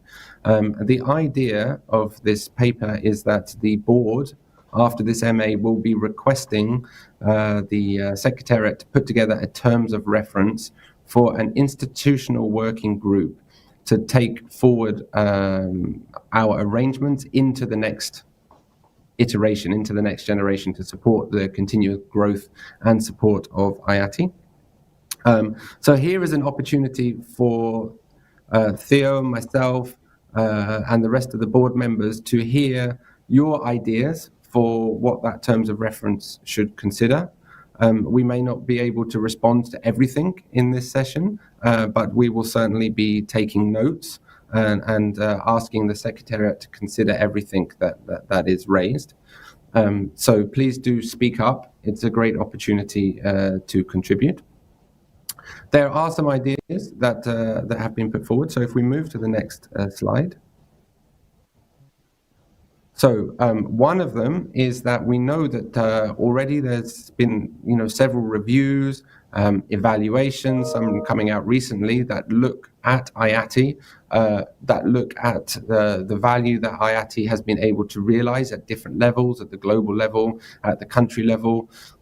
So there is one piece of work that this working group could lead, which is around like a meta synthesis or analysis of those evaluations and reviews, identify patterns that they see, identify chances where changes might be needed to make some recommendations around whether the current theory of change that underpins IATI remains relevant, whether it is playing out in reality. So that's the first piece of work that could be considered.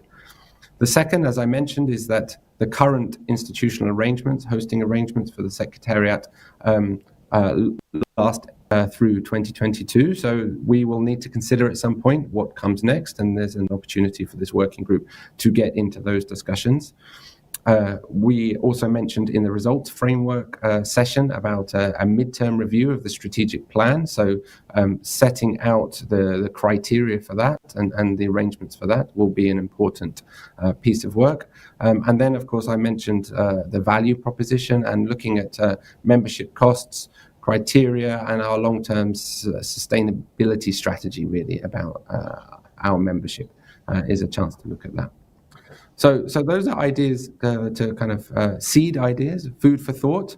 And I'm very happy if we open it up to the floor. But before we do, and I think our first speaker, I'm going to invite our data use champion from USAID, Andy, to speak first. But before we turn over to Andy, Theo, I wonder if there's anything that you would like to add at this stage.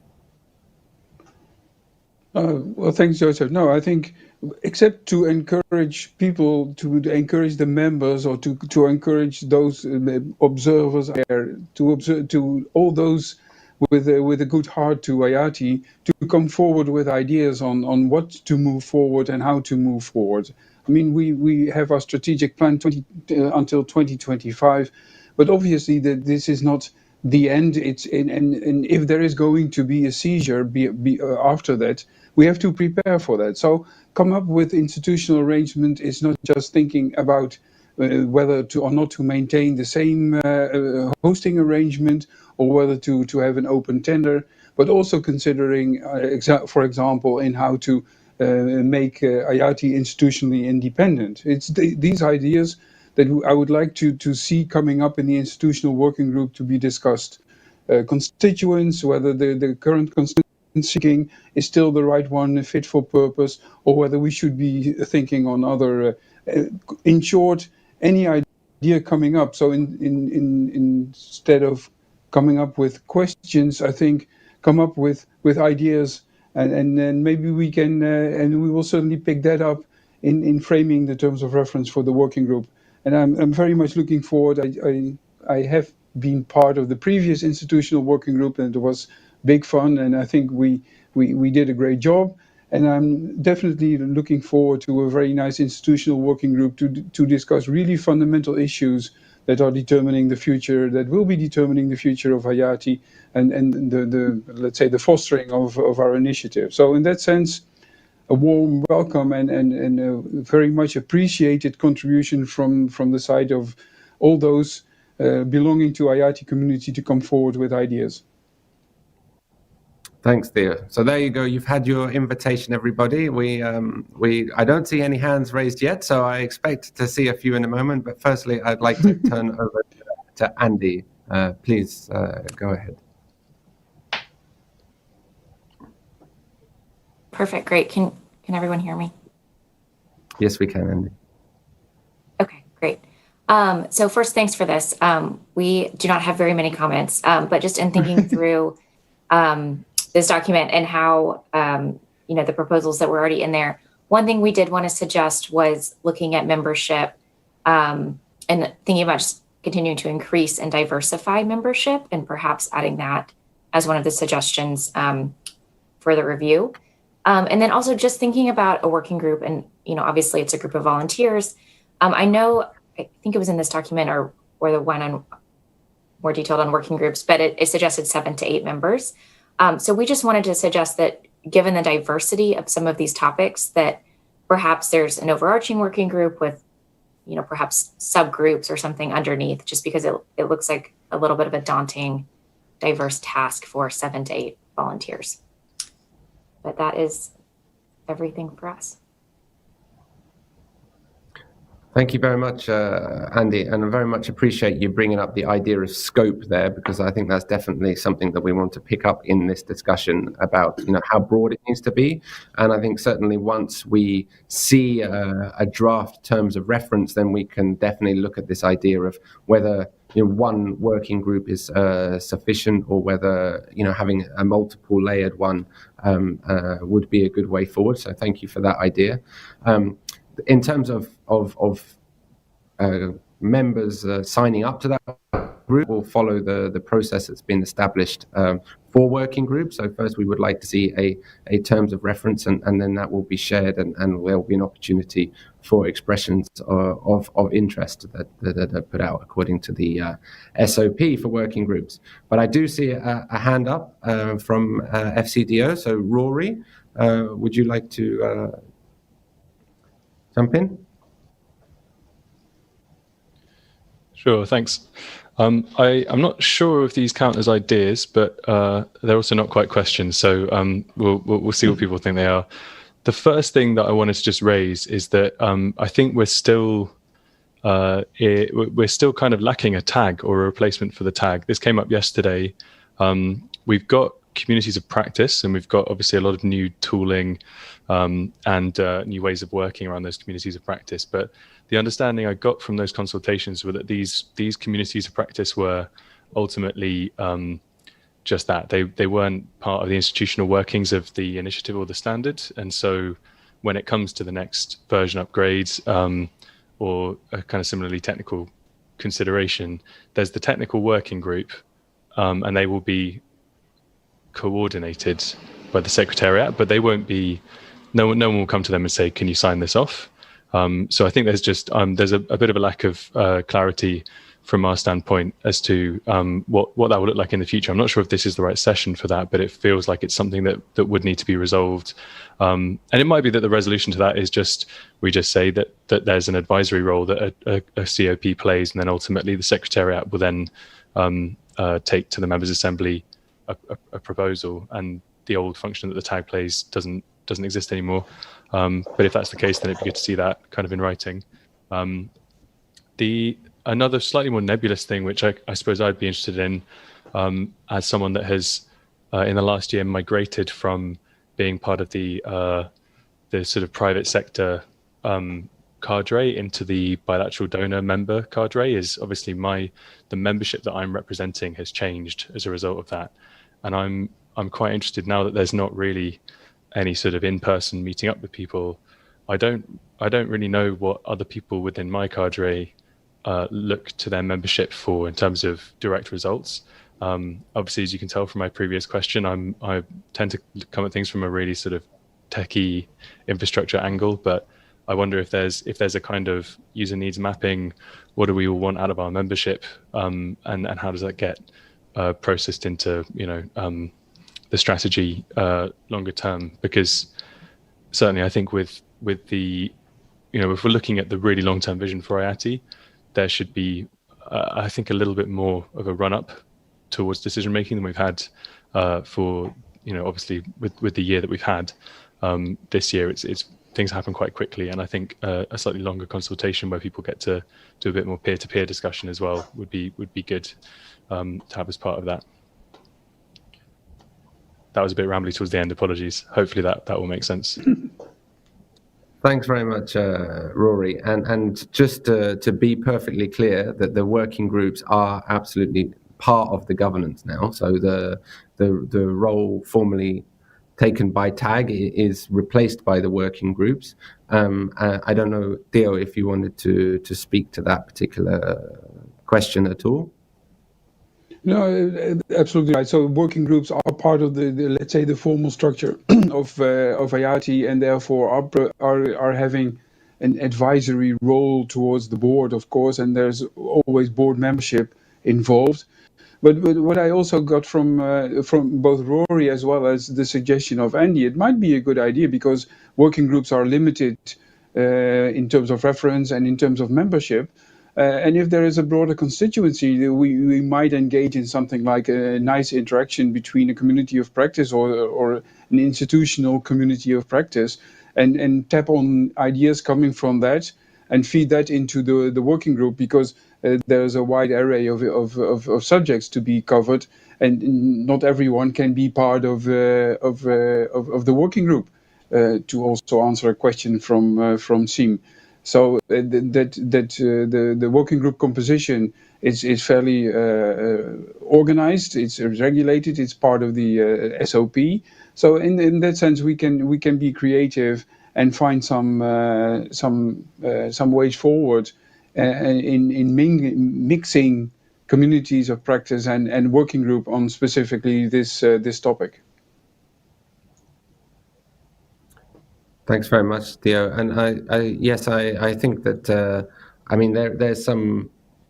I think it's clear as far as we see it, but we take on board the need for writing that out in as clear a way as possible, and making sure that all members feel comfortable with that. And certainly, I love this idea of broadening out that consultation and engagement as well. I see a raised hand from Johanna, so I wonder if you would like to come here, Johanna.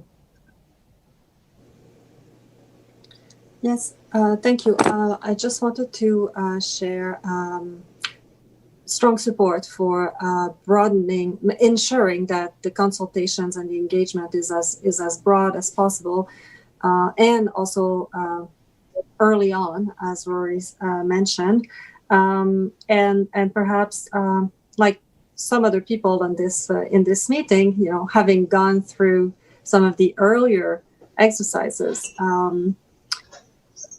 Let's keep in mind the timelines required to develop, views, options, recommendations, to consult them properly and to prepare the decision making.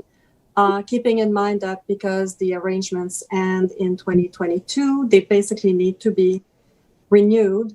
Like the decisions will need to be made at the Members' Assembly 2021, ideally. And to make that work more manageable, I'm wondering, and now I don't see the slide anymore, but the kind of the 4 areas outlined on the slide, one of them is related to the review of the strategic plan. And that's an important exercise, but I'm not sure that I see that as being part and parcel of the institutional arrangement group work per se. So perhaps that would be one way of decreasing the scope a little bit of the work, is to really bring this outside and have another working group focus on that, while there's one that looks at the institutional arrangements and membership and value proposition and all of that, because those are very much interlinked, or at least in the past we have found that it was really difficult to talk about one without talking about the other. So that could be one way. And I think USA, the suggestion to perhaps even break down things a little further still with subgroups or things like that is probably worth considering. Thank you.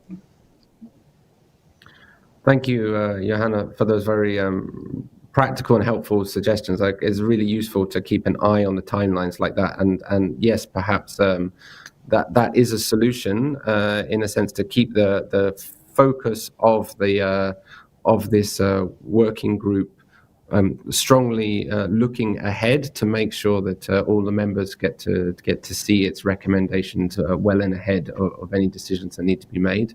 And so certainly we would ask the Secretariat to look at whether looking at the review of the strategic plan might be done either as a subgroup or as potentially as a... We have a little bit of interference, so sorry about that. Do other colleagues please do raise hands? Like I said, we are relying on you for this session to input your ideas and solutions. And at the moment, we're waiting for people to jump in. So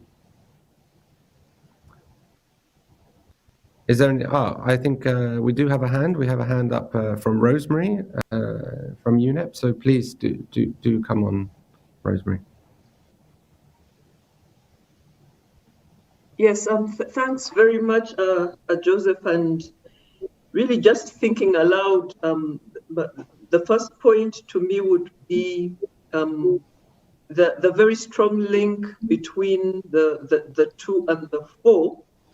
When you talk about the institutional arrangements beyond 2022, as just pointed out, it's really very close. There's very little time for that. And if it's a question of just continuing or seeking to continue what exists, it's a procedural question of renewing. But if you're looking at making substantive changes, it would be quite closely related to 4, which has the membership costs. And in this connection, my question, I know we were asked not to bring questions but solutions, but yeah, just to say that as we talk about institutional changes, are we looking at also accepting funds other than members' contributions? Because that's an area that might have also a bearing on what sort of secretariat would you have, and do you need to fund it yourself, or are you open to look at other modes of funding for the secretariat? So to me, it ties in again very closely with the need to really ramp up the push for broadened membership, both in terms of numbers, but also in terms of constituencies. I'd also agree with the last speaker on the point about developing the parameters for the midterm review. It really doesn't fit quite well as an institutional thing. And also to agree on the roadmap. We really have to have a proper roadmap for the exercise to sort of break it down into the details and how we want to do them. And just a question, because I think the review of the external evaluations is a very good starting point. And I'm wondering, when this would be done, because it would really enable us to get some concrete and actionable things that we could, start with as a basis for the institutional review. Lastly, again, the issue of the membership costs. I think that it's also an issue that was there from the 2019 assembly.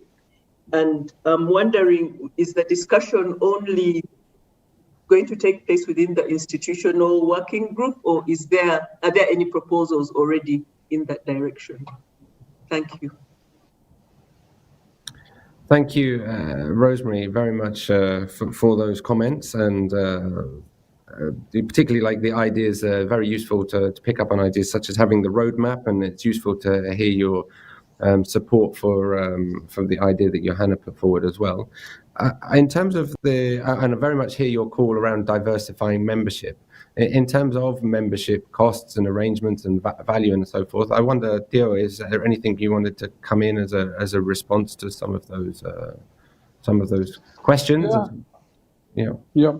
Of course, on some of those questions. First of all, I like the idea, and Johanna also hinted to that, to narrow the scope as well, and not include the developing parameters for midterm strategic review right from the start. At least we should rethink about including that. So that's a good suggestion, I think. In terms of contributions, already we are accepting other contributions than just membership. We have voluntary contributions. And we have also in-kind contributions from the Secretariat's organization, so from the for the support group. So that's already there. And for the rest, I think you asked Rosemary about whether we are thinking on No, we are open to any ideas on how to do that. That also relates to the question Rory asked on what is the value proposition. And this might very well be that the value proposition of the membership is different from the various constituents. And I think this is really the opportunity to start thinking from that angle also on membership costs or membership or contributions, and to take that into consideration. But no, there are not many prefixed ideas from our side, and more than welcome to share thoughts and ideas on that. This is exactly why I think it's good to have a working group and have as many thoughts on issues like these, to use that in finding our way forward. Thanks. Thanks very much, Theo. I think what we are definitely hearing is the need to get this work underway as soon as possible, in order that it can deliver in a timely way, and that having a clear focus is part of that. Perhaps getting started with this review of existing evidence and the evaluations, and then moving quickly into looking at those institutional documents. So that's definitely something that we will be asking the Secretariat to come back with on quickly after this assembly. There are some clarifications, I think, available from the technical team on some of the question raised by Rory about the standard upgrade process, and the clarity of that within the SOPs, and a doc previously signed off, which I'm sure they'll be able to respond to in more detail in the chat, if they wish to. In the meantime, I'm looking for further comments or hands if anybody has. Yes, I think we have Raphael from WHO. Would you like to come in, please? Yes, thank you, Joseph. I don't know if I'm online. Yes, thanks a lot. Well, it was just to say that WHO welcomes the idea and would be very happy to be part of the working group.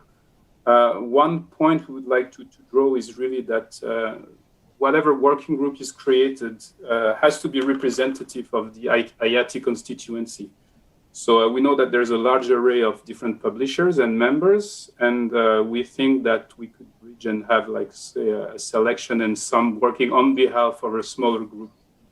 And then from a more technical and, say, conceptual perspective, maybe we could think about the link between the added value or the value for money linkage with the mission of IATI itself, rather than just like publishing data and having a tick at the end of the month because data has been published. So it's really to be representative, and also echoing that there is an objective of growing the publisher base and the constituency. So that would be in line with it.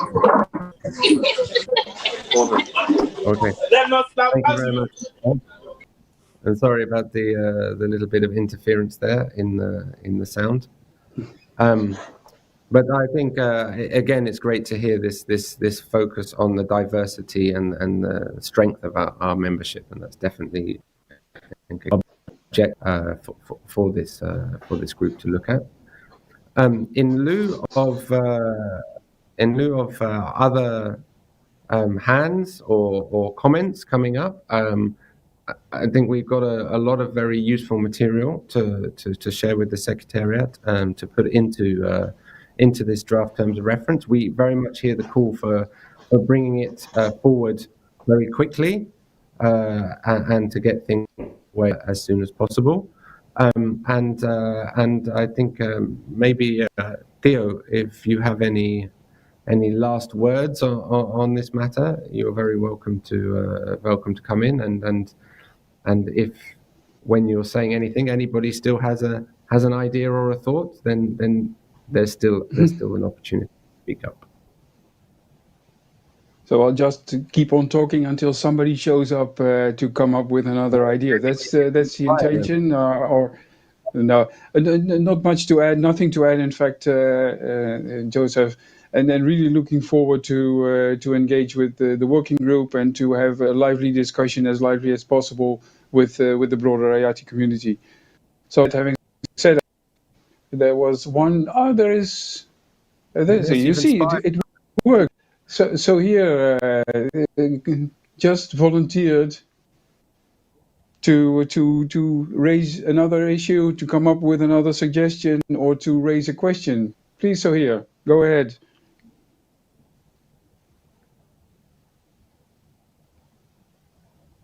Well, wait a moment, we can't quite hear you. Okay. Yes, no. I just want to Perfect. come back to what Leo was telling earlier about who are the users, is it really needed?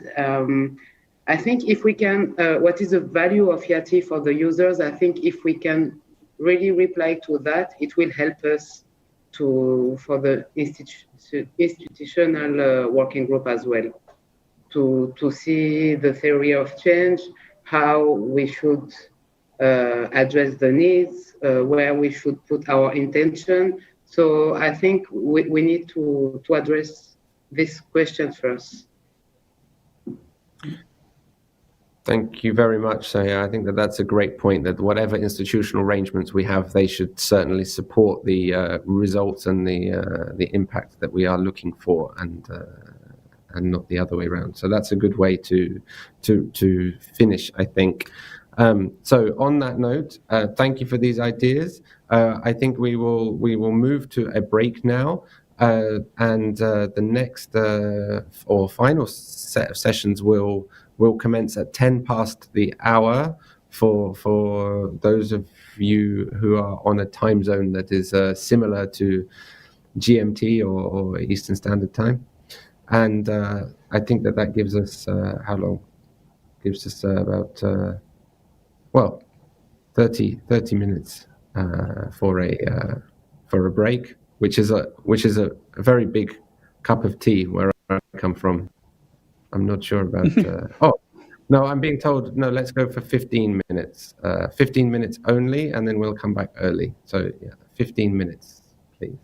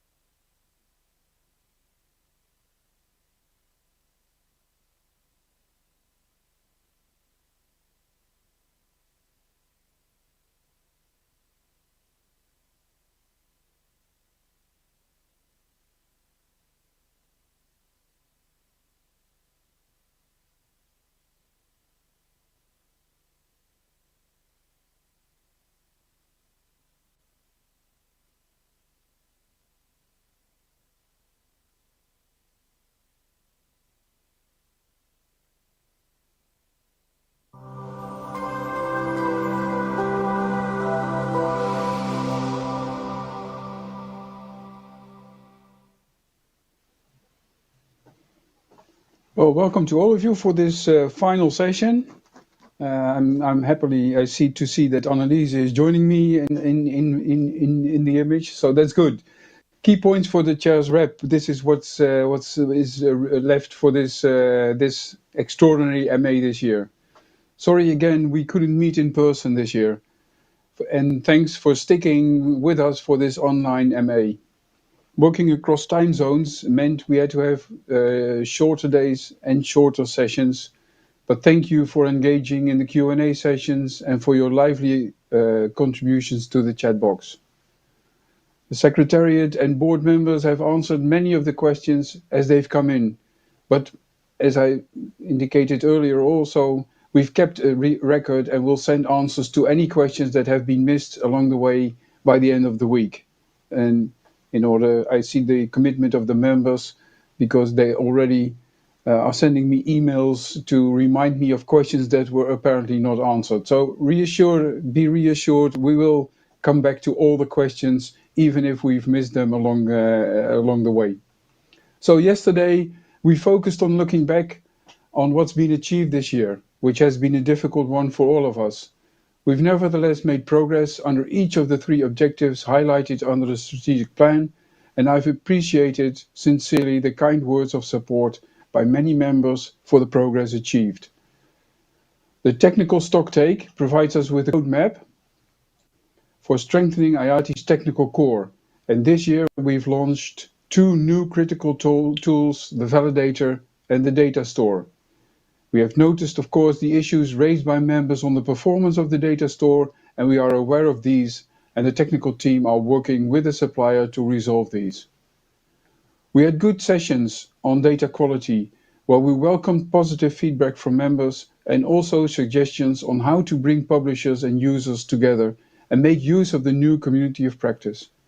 Members were pleased to see the speedy development of publishing guidance on COVID. During the session on communications and outreach, members were keen for the speaker's kit slides to be made available on the website, suitably segmented for technical and non-technical audiences, and that's something we'll certainly look into. We ended the first day yesterday with a presentation on the new IATI Connect platform, and I encourage all members to sign up to the platform and start engaging in the new communities of practice. I'm delighted to let you know that there have been 333 sign-ups already for the platform. I don't know who came up with that figure, but it was a tongue breaker to me, at least, for somebody from the Netherlands. Today was focused on looking forward. Members appreciated the work that had gone into the results framework. The Secretariat will correct any small errors or any errors and will be consulting and building on the publisher statistics with regard to measuring progress on data quality. The document is considered to be approved unless we receive any objections. During the financial overview, which was the next session, members wanted to know what plans we had for balancing virtual and in-person meetings going forwards, and it was confirmed we intend to have a mix of the two, with a large in-person meeting at the end of 2021, but we will also make the most of the IATI Connect platform and have smaller regional meetings earlier in the year as this becomes possible. We promised to share the more detailed financial overview.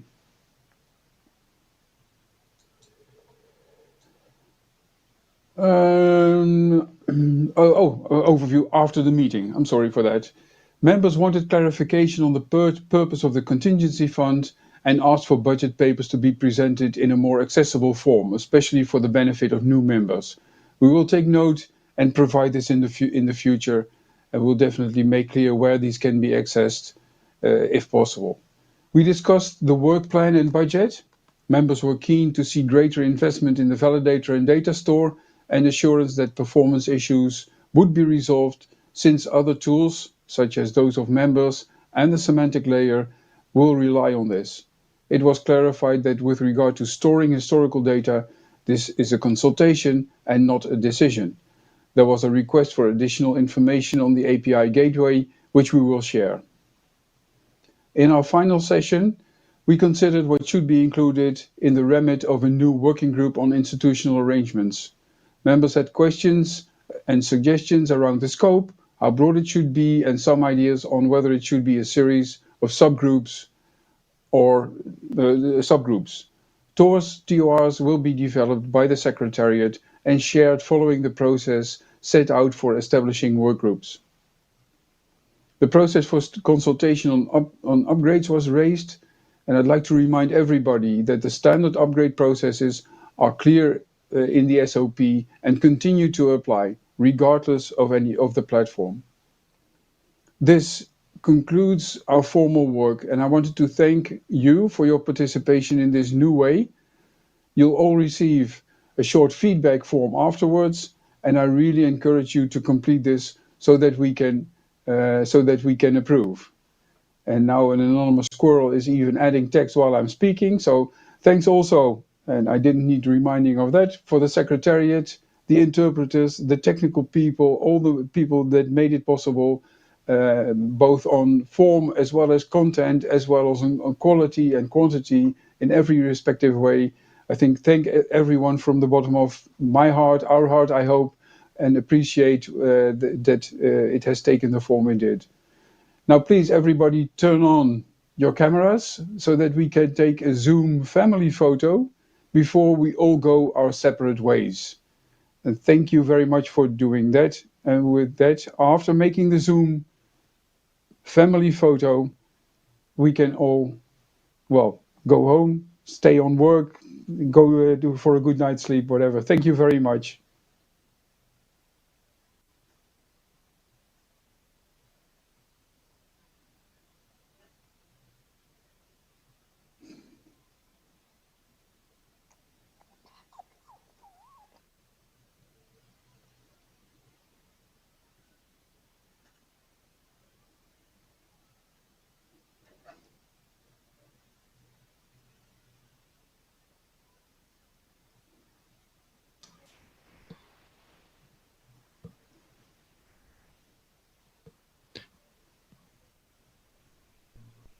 We can all start waving.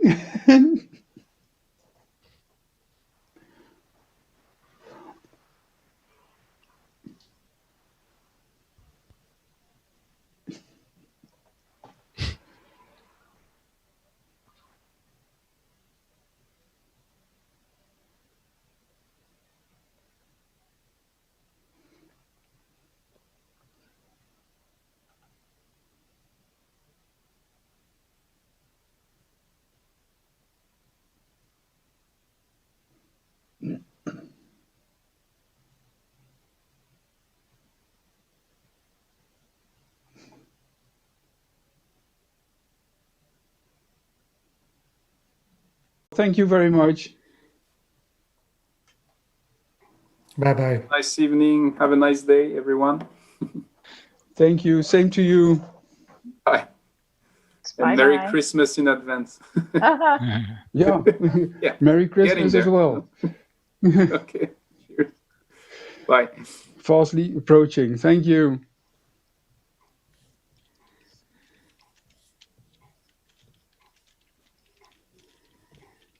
I don't know how many people are still there or not.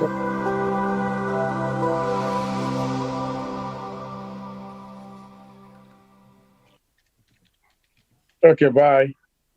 Bye-bye.